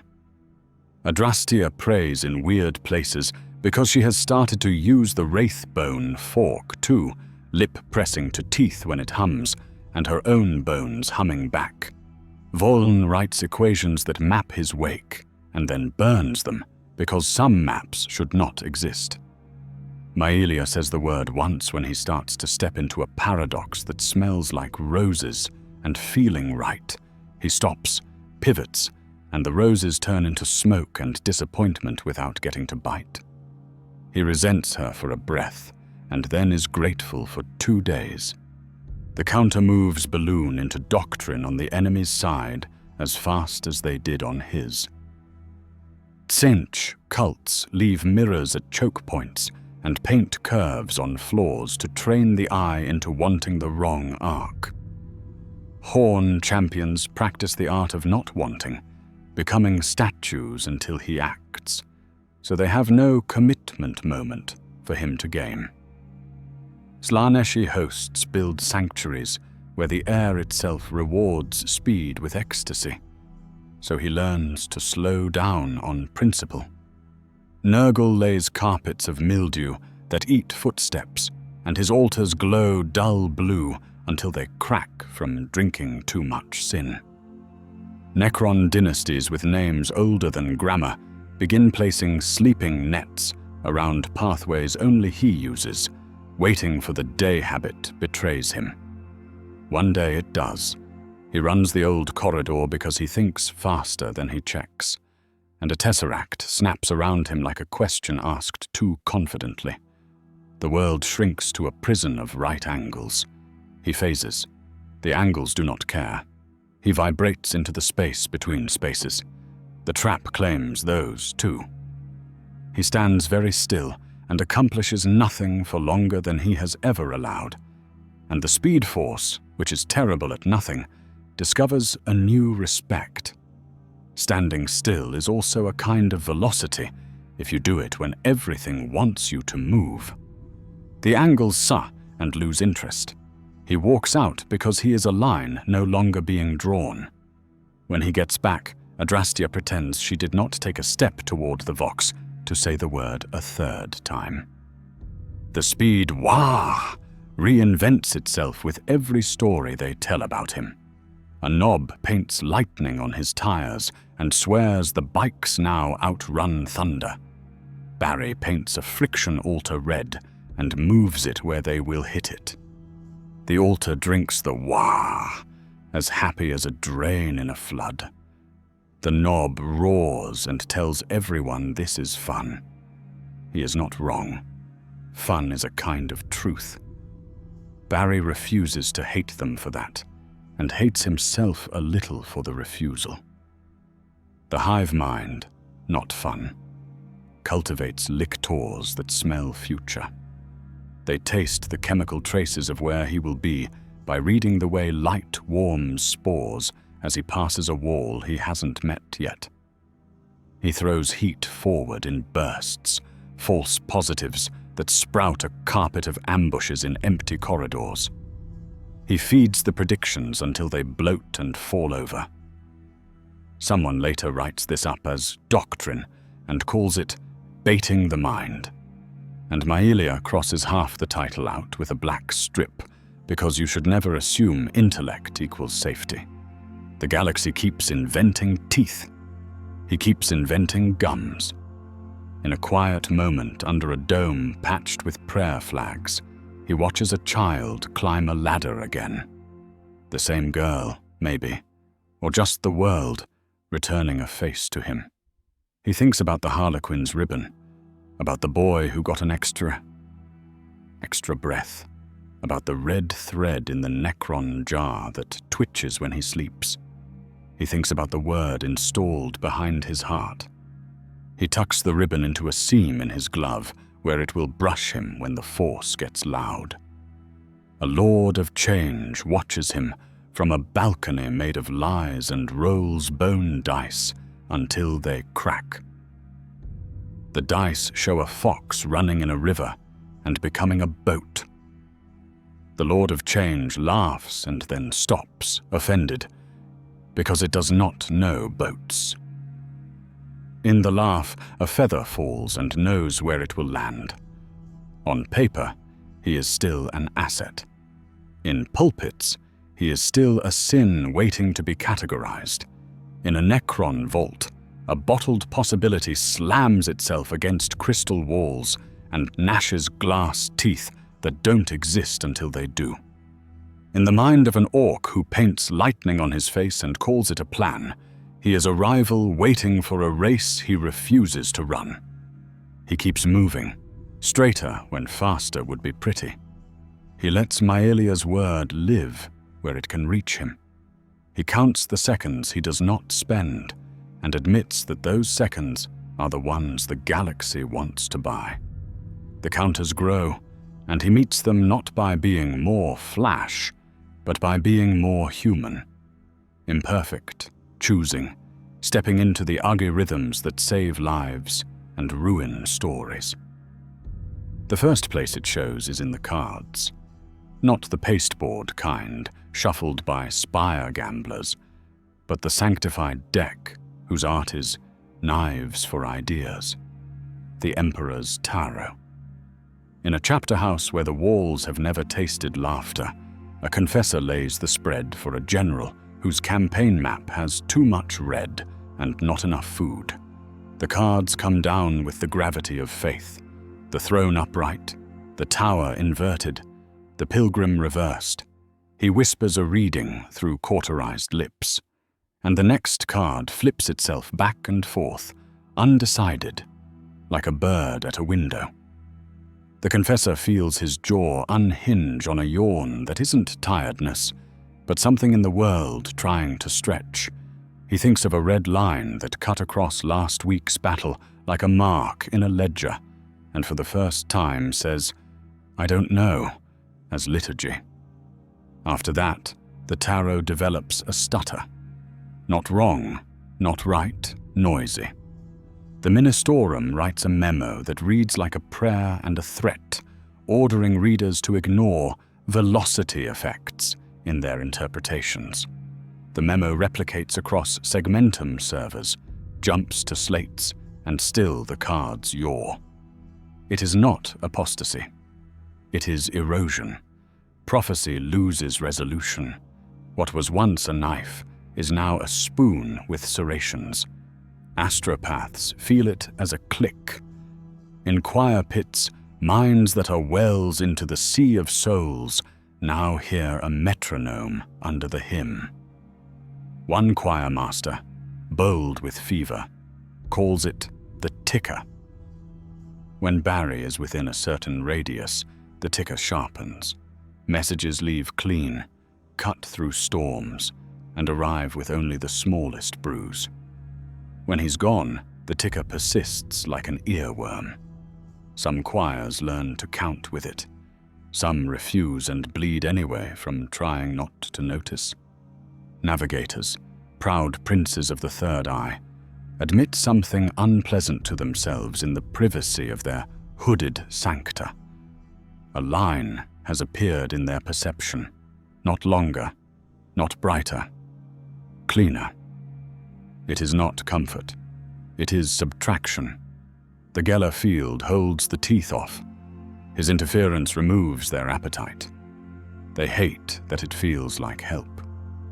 On a balcony of black marble, in a fortress where the air is always 2 degrees colder than your breath would like, a custodian signs a sealed missive. He has spent 3 shifts watching the Astronomican's pulse. That star of pain the Emperor drags across the night for humanity's sake. In the margins, a note only the Captain General may read. In 15 spans of 77 heartbeats, a second rhythm briefly braided the signal. It did not disrupt. It polished. The note is archived under 12 locks, and a single human sigh. In the Mechanicus, everything that can be measured becomes a new edge. Voln produces a formula he should burn, and doesn't. Delta P outcome is proportional to 1 over the absolute value of D path over dt near the asset. Fate becomes a function that hates slope. He calls it kinetics of providence. Tech priests argue with incense and binharik and the occasional spanner. They invent friction altars in different metals to see which drinks his heat best.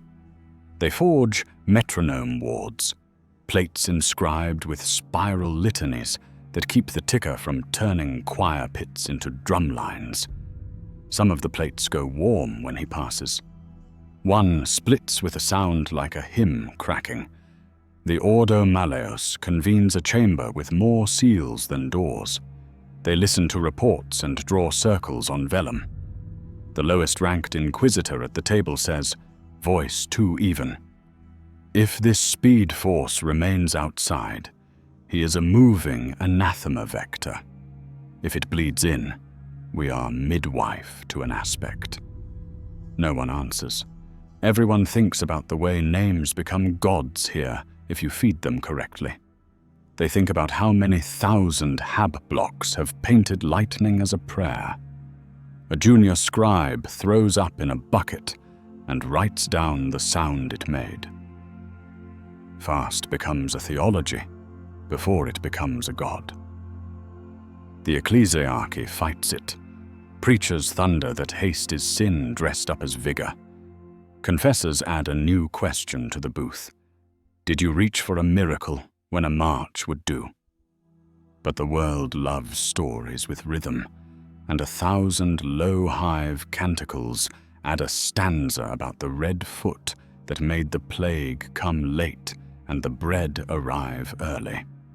Little icons appear at lightning line way stations, crude thunderbolts soldered onto Aquilus, bronze footfalls polished by thumbs.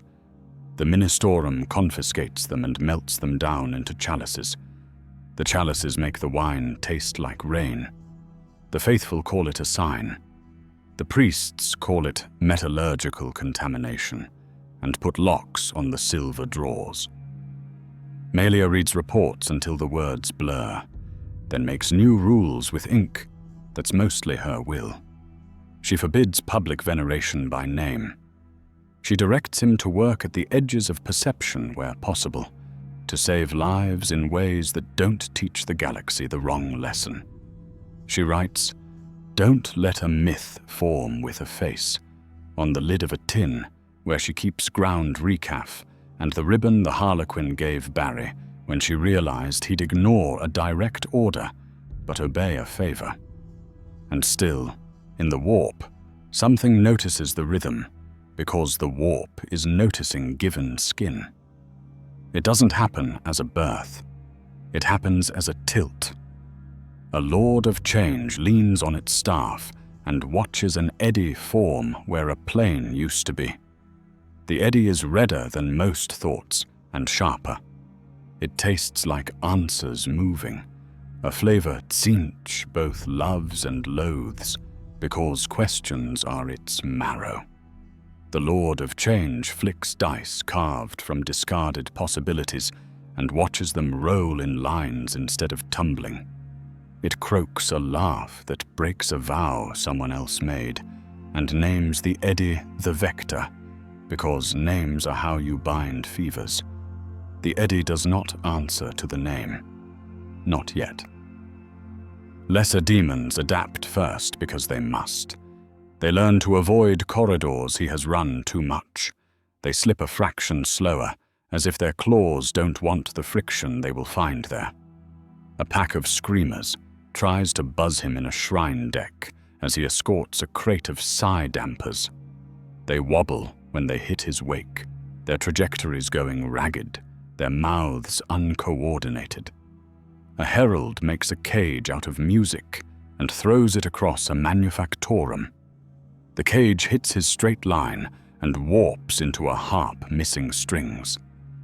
The herald makes a note, eats the harp, and asks its patron for a new trick.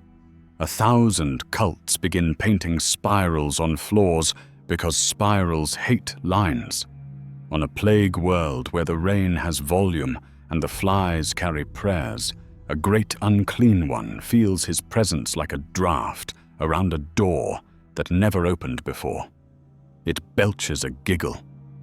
"Fast food," it burbles, and waddles toward a city he already left. It arrives a day after late, stomach growling with anticipations that never convert to meals. It belches again, mournfully. "Diet," it laments, and pats a belly that contains all famine and never empties. Horn does not theorize. Horn stamps its foot where there is no floor. Champions wake with nails singing a new note. Patience. The first to try it is a monster that has learned irony. A berserker who decides not to swing until the red man commits. He stands like a statue amid the slaughter, head cocked like a hound. Barry doesn't commit. The statue flexes, frustrated, and learns the particular misery of having no enemy to answer. He starts swinging again and loses his boon. Barry leaves him alive on purpose because Horn hates mercy more than he loves cleverness. Slaanesh cultivates a cult of pace. They build a chapel of corridors with velvet walls and oil-slick floors that sing when your stride is perfect. The first acolytes die of dehydration mid-sprint, smiling. The first Palatine to shut it down wins a battle 3 days later, because she taught her people to stop before they stumble. Slaanesh makes a note. Overclock the faithful only when there is a witness. Pleasure is not proof if no one can see. The Aeldari argue with art instead of bullets. Farseers paint timelines with thin brushes and watch their strokes fuzz when they include him.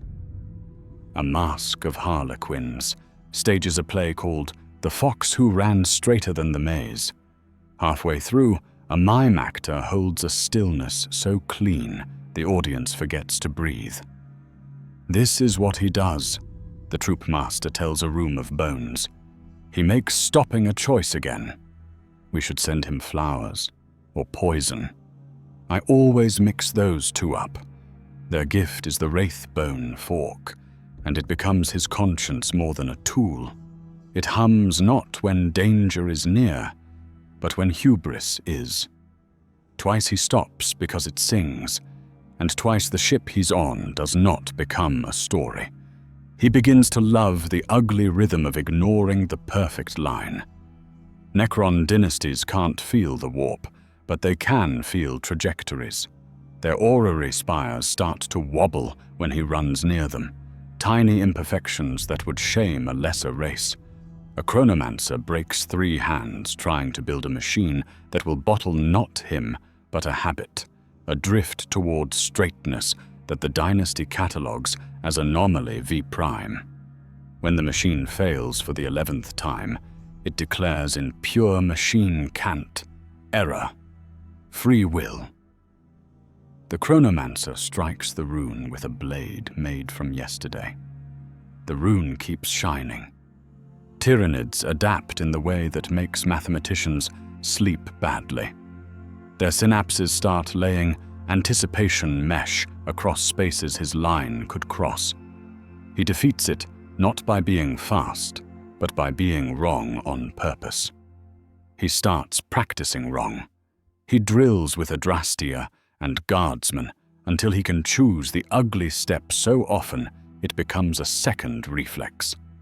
Voln watches him ruin elegance into a virtue and writes grudgingly, "Rehearsed imperfection, sacred." The orcs don't adapt so much as escalate the joke. Red paint sales spike in 5 sectors. Weird boys try to bottle lightning in jars and eat it like pickled eggs. One grips Barry's wrist mid-fight and, briefly, survives being near the Force in a way nothing that Feral should.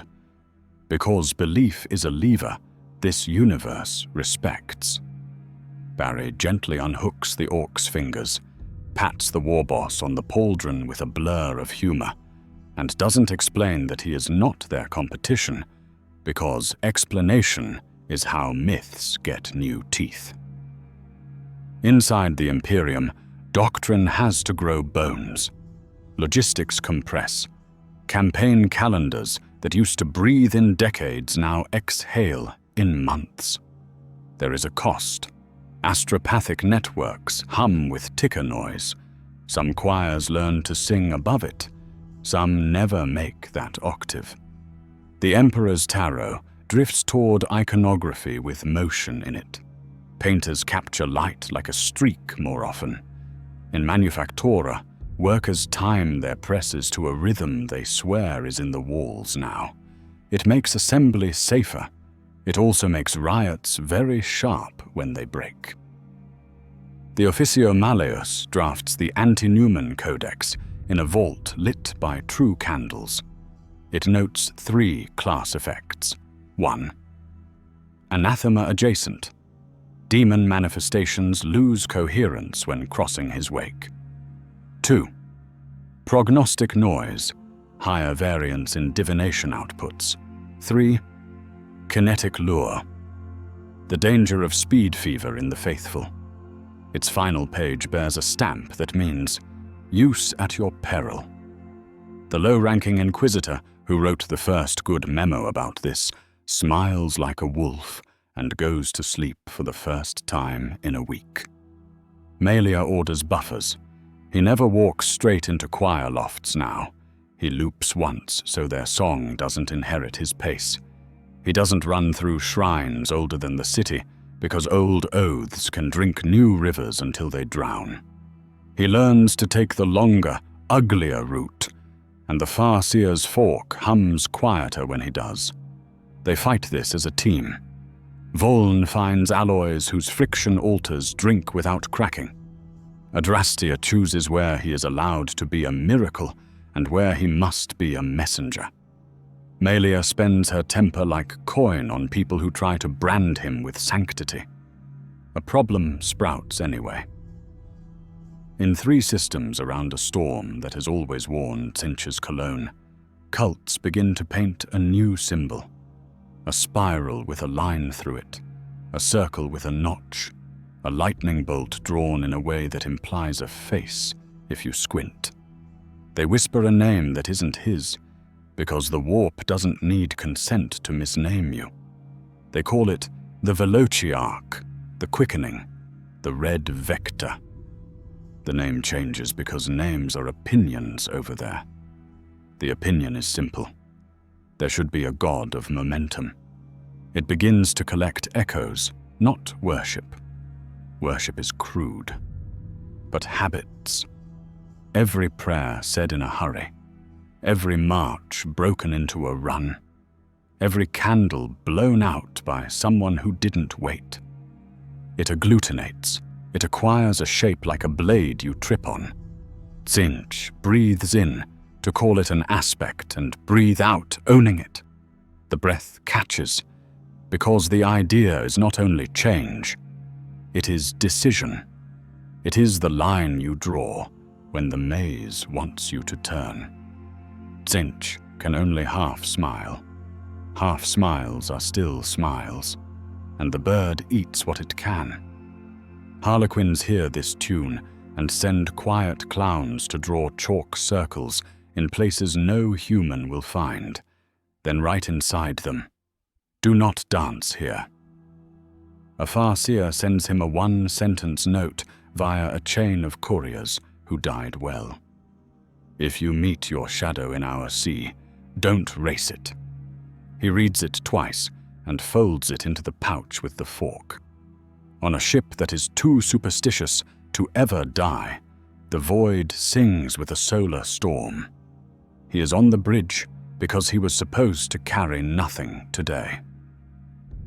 The navigator lifts their hood and says, careful as a surgeon, "Something is pacing us." Outside the Geller field, in a place that is more thought than weather, a long streak keeps speed. It is not a demon. It is not a saint. It is a rumor that learned to leave footprints. They watch it and do not point. It watches them and has no eyes. It is close enough to cast, if not a shadow, then the idea of drag on their path. He steps away from the bridge and goes to the engine room. He sits. He does nothing tremendous. He lets the force settle like a dog at his feet. The pacing thing drifts backward, bored. Later, Voln draws a graph he shouldn't and calls the maneuver de-excitation. Later still, a demon scribes the same graph on a cultist's lung with a fingernail and calls it cheating. The Golden Throne does not turn its head, but across 3 systems, navigators note that the Astronomican's edge feels tidier for 7 breaths every day when he passes a certain altar. 7. They argue whether this is coincidence, heresy, or mercy. A custodian files an addendum. If this is feedback, it may be used, or it may be fled. We do not build protocols on warm wind. He learns the cost of being a walking anti-him. A witch who never asked to be one burns her throat near him, sending a message that needed to cross a tide. His presence made the crossing easy, and thus asked more of her. He stops entering choir pits when the message is any color but desperate. He stands outside, a shadow. He becomes to psychers like a rain shower before the sprint. Good if you time it, a slip if you don't. That is worse in some ways than being poison. Poison you can count. He also learns the cost to himself when he lets his force sniff that sea too long. The temptation to write speed into fate is a vice gentler than power, harder to refuse because it feels like help. He hears the metronome and wants to be the drummer. He uses the word Maelia cut into memory with that particular care of steel once, twice. He stops on the 3rd because the word's 3rd stroke means leave, and he does not want to abandon anyone because of his own hubris. He hates her briefly for crafting a leash he asked for. He thanks her longer. Which future does this make? There are days when he is anathema, a red human hole in the warp where demons slide and dislike the taste. There are days when a new shape in the immaterium follows ships and cults the way storm fronts follow mountain lines. He refuses to be the seed of a god. The universe refuses to guarantee he isn't. Pilgrims light prayer candles in haste and blow them out more carefully the next time. Sorcerers tune traps to commitment and go hungry because he doesn't. Navigators write new notation. The tarot yawns. The Astronomican hums a moment smoother. The warp tests its tongue on a new word and hasn't yet decided if it's sweet. He runs straighter. When faster would be pretty, he chooses a line ugly enough that no one writes a song about it. When the fork hums, he stops. When Maelia says the word, he listens. When Volan's altars crack, he learns their names and tells the Mechanicus to build them in steel that remembers water. When Adrastea closes her eyes in prayer before a ruin he prevented from becoming myth, he stands outside the circle so the prayer stays the size it should. In a city that owes him nothing, a child tucks a scrap of red ribbon into a saint's brazier and whispers not his name, but a hope shaped like a line from this door to that one without being eaten. Maybe that's all this is. A habit of drawing lines where teeth are until the maze learns a new shape. The cosmic consequence is not a god. It is a kind of refusal that the sea starts to respect. And if the sea cannot respect it, it will try to own it. He keeps his hands open so nothing gets a grip. He keeps moving so nothing builds a shrine out of his shadow. He becomes, for as long as arithmetic and law allow, not the speed that feeds the warp, but the straight path that starves it. It doesn't happen all at once. It happens like doors appearing at the end of a corridor you've run too many times, the brass knobs cold, the paint crazed with age, the quiet behind each one a different kind of promise. He stands before them with the wraith bone fork warm in his pocket, and Maelia's word tucked behind his heart, and the city hums its ugly rhythm the way a body hums when a fever breaks but doesn't leave. Pick a door, the galaxy says, or pick all of them. Endings here are just geography. The first door opens on a storm. It begins with a failure the size of a shrine world. Pilgrims choke the roads to Vespera Primus's sister planet, a globe of basilicas and stairs, because a saint's finger bone is going to be shown for the first time in 3 centuries. Every choir sings at once. Every inquisitor in range prepares for a riot made of faith. No one notices the whisper until the whisper stands up and wears a mask of blue flame. A Tsentian circle inside the bell of the high basilica, timing the breach to the moment every voice is already lifted. He is in the nave when the stone begins to sweat. The fork hums a warning, not loud, not panicked, but insistent in a way that tastes like copper. He looks up, and the ceiling is the color of thoughts about to break. The choir's note goes thin. Astropaths drop their candles. The breach pushes. He could run for the engines. He could run for the lattice. He could run for the lock that makes the basilica a fortress. Instead, he runs for the saint's finger. It is a brown curl in a reliquary the size of a child, a thing made of bone and stories.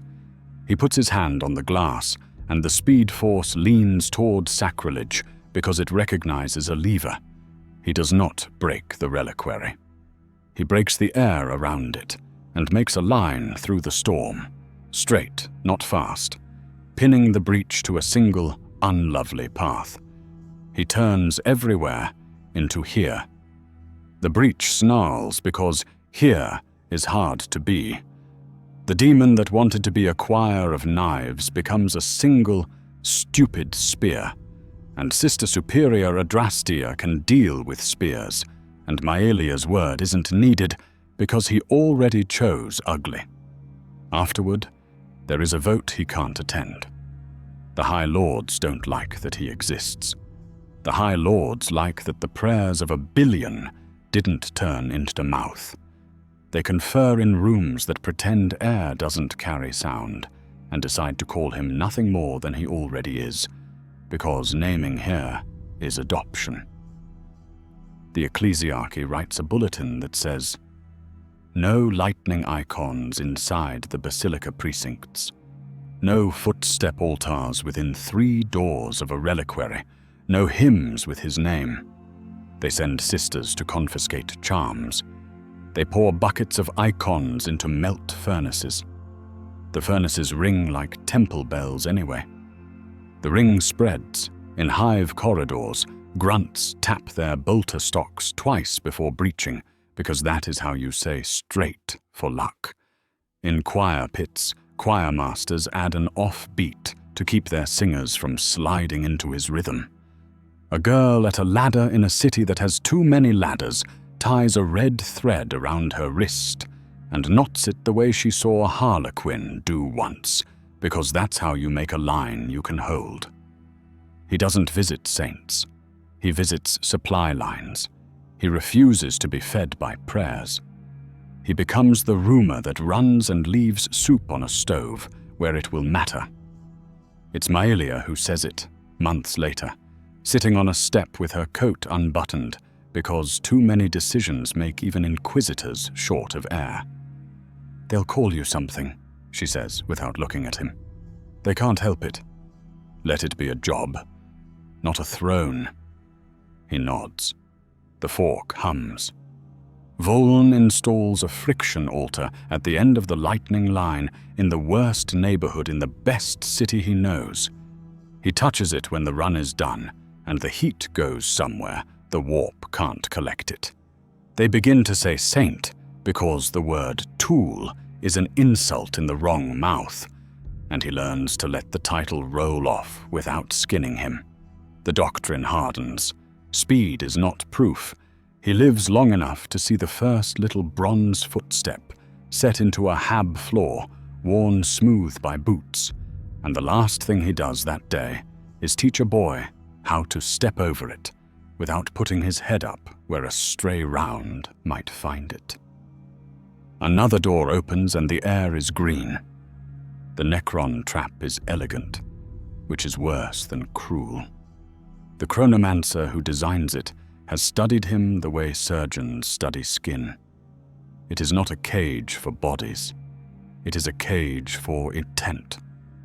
He runs the old corridor, because old habits are comfort, and the war gave him none today. The tesseract snaps shut around a line he hasn't drawn yet, and then draws it for him. A glass jar with a red thread inside twitching like a pulse. He is inside angles. He phases. The angles are indifferent. He vibrates the way Voln doesn't like, teeth buzzing on the frequency of denial. The angles agree with him and refuse to move. He stands still, and the whole universe looks gratified. In the jar of possibility, there are echoes. He recognizes their outlines and hates them with a tenderness you reserve for the versions of yourself that tried harder or made worse choices and don't deserve to starve in a Necron museum. He talks, and the words behave like beads in a child's game, falling into rows, sliding, refusing to clump unless you make the row true. "Straight," he tells them, "all of you." Outside, a rescue that shouldn't work because rescue here is an argument with centuries is nonetheless arriving. Adrastia calls in debts like nails hammered into palms. Raven Guard who don't promise enter anyway. Voln writes a virus for a projector built by a race that thinks viruses are manners. Maelia stands on a line that says trespass and steps over it, because doctrine is for breakfast and her friends are for afternoons. Inside the jar, he persuades intent. He teaches his echoes bad habits, stumbles, rests, ugly steps, until they align not as grace, but as grit. The Tesseract wanted perfection. It gets a stack of men who learn to be wrong on purpose. The walls, designed for beauty, are insulted. Insult makes cracks. He slides out along a seam and into arms with metal and rosaries and gun oil and paper cuts. The chronomancer tries to tidy the mess and discovers that the only thing harder to predict than a saint is a crowd of ugly choices. Adrastia says the word once to keep him from running back into the jar. because mercy to shadows turns into murder too easy here. He swallows the instinct and lets the museum keep a single red line in a crystal box, twitching forever, a warning and a relic. Somewhere, a scribe draws a picture of the jar in the margins of a ledger. Somewhere else, a child ties a thread to their wrist and does not know why they feel seen. There is a door that smells like burnt cinnamon and rain. It starts with kindness. They never tell those stories right, because telling them straight would make you think the world pays you back for being better than arithmetic. He is late, once by a minute that isn't his fault. The minute goes somewhere stupid and brings a death back. A name he would have liked to know goes under a linen the color of last chances. He dreams that night of stairs that only go down and wakes with the taste of pennies and a promise he shouldn't make, which is never again. Promises are handles, and the warp has more hands than you can count. The next breach is small, private, a nursery in a hive tier where the lights pretend to be dawn for 4 hours out of every 24, so the babies will learn a cycle. A sorcerer has painted spirals in dust and taught a prayer that turns lullabies into invitations, and history arrives with a smile full of missing teeth. He could close the door with his hands, and 7 mothers would lose 2 seconds of their lives to fear, and that would be that. Instead, he sees the other corridors. The promise opens, backward, sideways, and thinks he can be kind across time. He steps. He does not step far. He slides an hour into yesterday and knocks a cup out of a woman's hand so she will be late for work and miss the knife. He slides a minute into tomorrow and keeps a pipe from bursting so a boy won't learn the wrong song from the drip. He slides a second into now and spoils the sorcerer's 4th syllable by making a baby laugh. Each slide is a stamp, and the room learns a dance that wasn't written into it when the cogitators drafted the walls. The warp watches and claps, because it loves art more than it loves victory. Do it again, it purrs, and if the voice had a face, it would be a mother's and a stranger's at once. He does it again, and the Velociarch, that rumor that runs in the immaterium and chews on cores like jerky, stands up taller in places where no one is looking yet. The Harlequin's fork screams in his pocket like a tuning fork kissed by lightning. Melia's word unfolds in his spine with the pain of a leash you asked for and forgot you wore. He stops, breath burning, hands empty. Too late, maybe. The echoes have learned to walk. He sees them sometimes in reflections.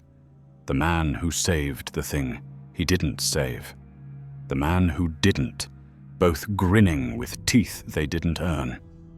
He runs straighter with a pettiness that smells like contrition. He does small kindnesses with one hand and refuses to do big ones with both, because big favors have teeth here labeled deity. It takes a craft world's worth of theater to cut him free of the rumor. The Harlequins build a stage inside a webway fold where time wears slippers. They make him play himself. They let his shadow play the god he is being invited to become.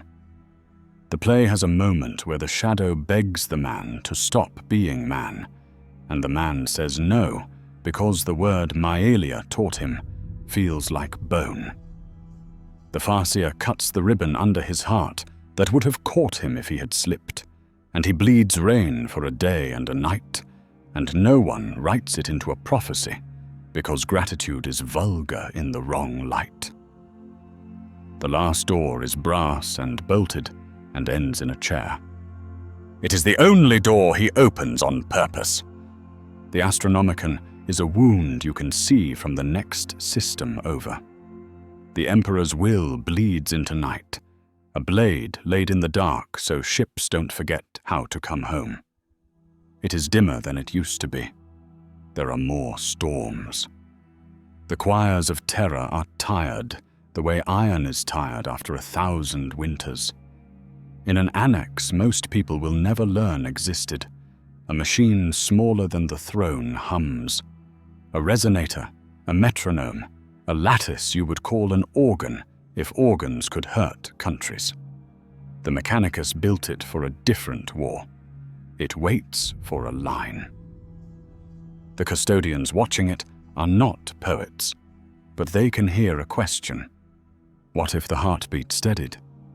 He is not summoned. He volunteers. Melia doesn't say yes. She doesn't say no. She says the word once as a question, and he says it back as an answer. Adrastea stands in a doorway and prays without moving her lips.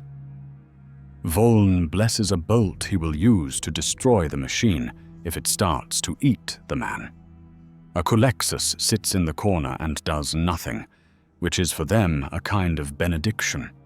They fit him into a harness that is too soft to be honest and too hard to be merciful. He puts his hands on plates that smell like rain. The wraithbone fork hums in a way he has never heard, mournful and approving at once. The resonator opens its throat, and the Astronomicon catches, not brighter, not wider, cleaner. The signal's ragged edges polish. Choirs stop bleeding from their noses and start bleeding from their eyes, but with gratitude, because the blood has a rhythm now that won't kill them as fast. Navigators write letters that say, "This hurt less," and sign them with titles instead of names because names still matter. He runs without moving. The force turns into a drum. He feels prayers travel like shoals of fish across a current he can lean his palm into and make straighter. He wants to filter them. He wants to edit. He does not. He is a metronome. Someone else is the song. He wants to run. Of course he does. The galaxy becomes a map needle, thin as a hair, when you sit still long enough with your bones plugged into its storm. He stares at a wall that is not a wall and uses Maelia's word on himself 3 times over the years. The 3rd time, the harness unlocks because promises mean something when you make them under terror. He stands. He walks down a hall that never chose to be a hall. He looks back. The resonator keeps time with no hands for 7 breaths, and then coughs like an old man who has just lost a cane.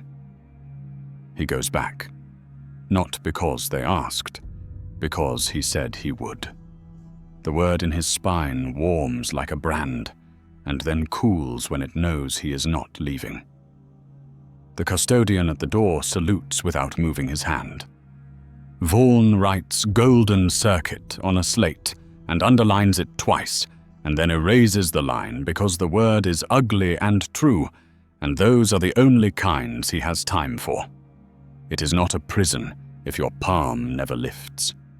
It is still a chair. Sometimes on maintenance days, he is allowed out. He runs a lightning line, just to prove the city's doors still open for him. He visits a saint's finger bone in a reliquary and refuses to touch the glass. He stands at the top of the ladder, where a child used to watch and knows enough to hope she left. He goes back to the room with the machine that loves him without respect and respects him without love. He sits. He lends the Astronomicon a shape and refuses to let it tell him who he is. And beyond doors, drift. The rumor in the warp paces ships and never learns to eat without leaving a bite-sized hole where a prayer used to be. The jar in the Necron vault twitches like a remembered nerve and makes a chronomancer dream of static. The basilica's ceiling holds. The choir's ticker runs. The war makes a rhythm out of ugly steps because a man who could have been a god insisted on becoming a line. He isn't one thing. He is all the doors, depending on which corridor your story chooses, depending on where the camera lands. In one future, he is a saint with scuffed boots and no patience for hymns, teaching people to count halves of heartbeats. In another, he is a fugitive ripped out of jars by friends who don't respect museums. In a third, he runs too kindly and almost becomes the rumor storms prey to, and we cut the ribbon where it will do the least damage. In the last, he sits in the heart of the loudest machine in history and keeps time until the times change. Pick the door you hate least, and that's where we leave him.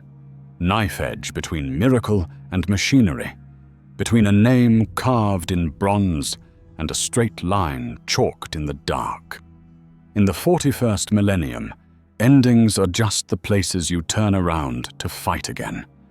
Which door would you choose for the red lightning? Tell me, and next time we'll open a new one, another impossible what if in a galaxy that only knows war.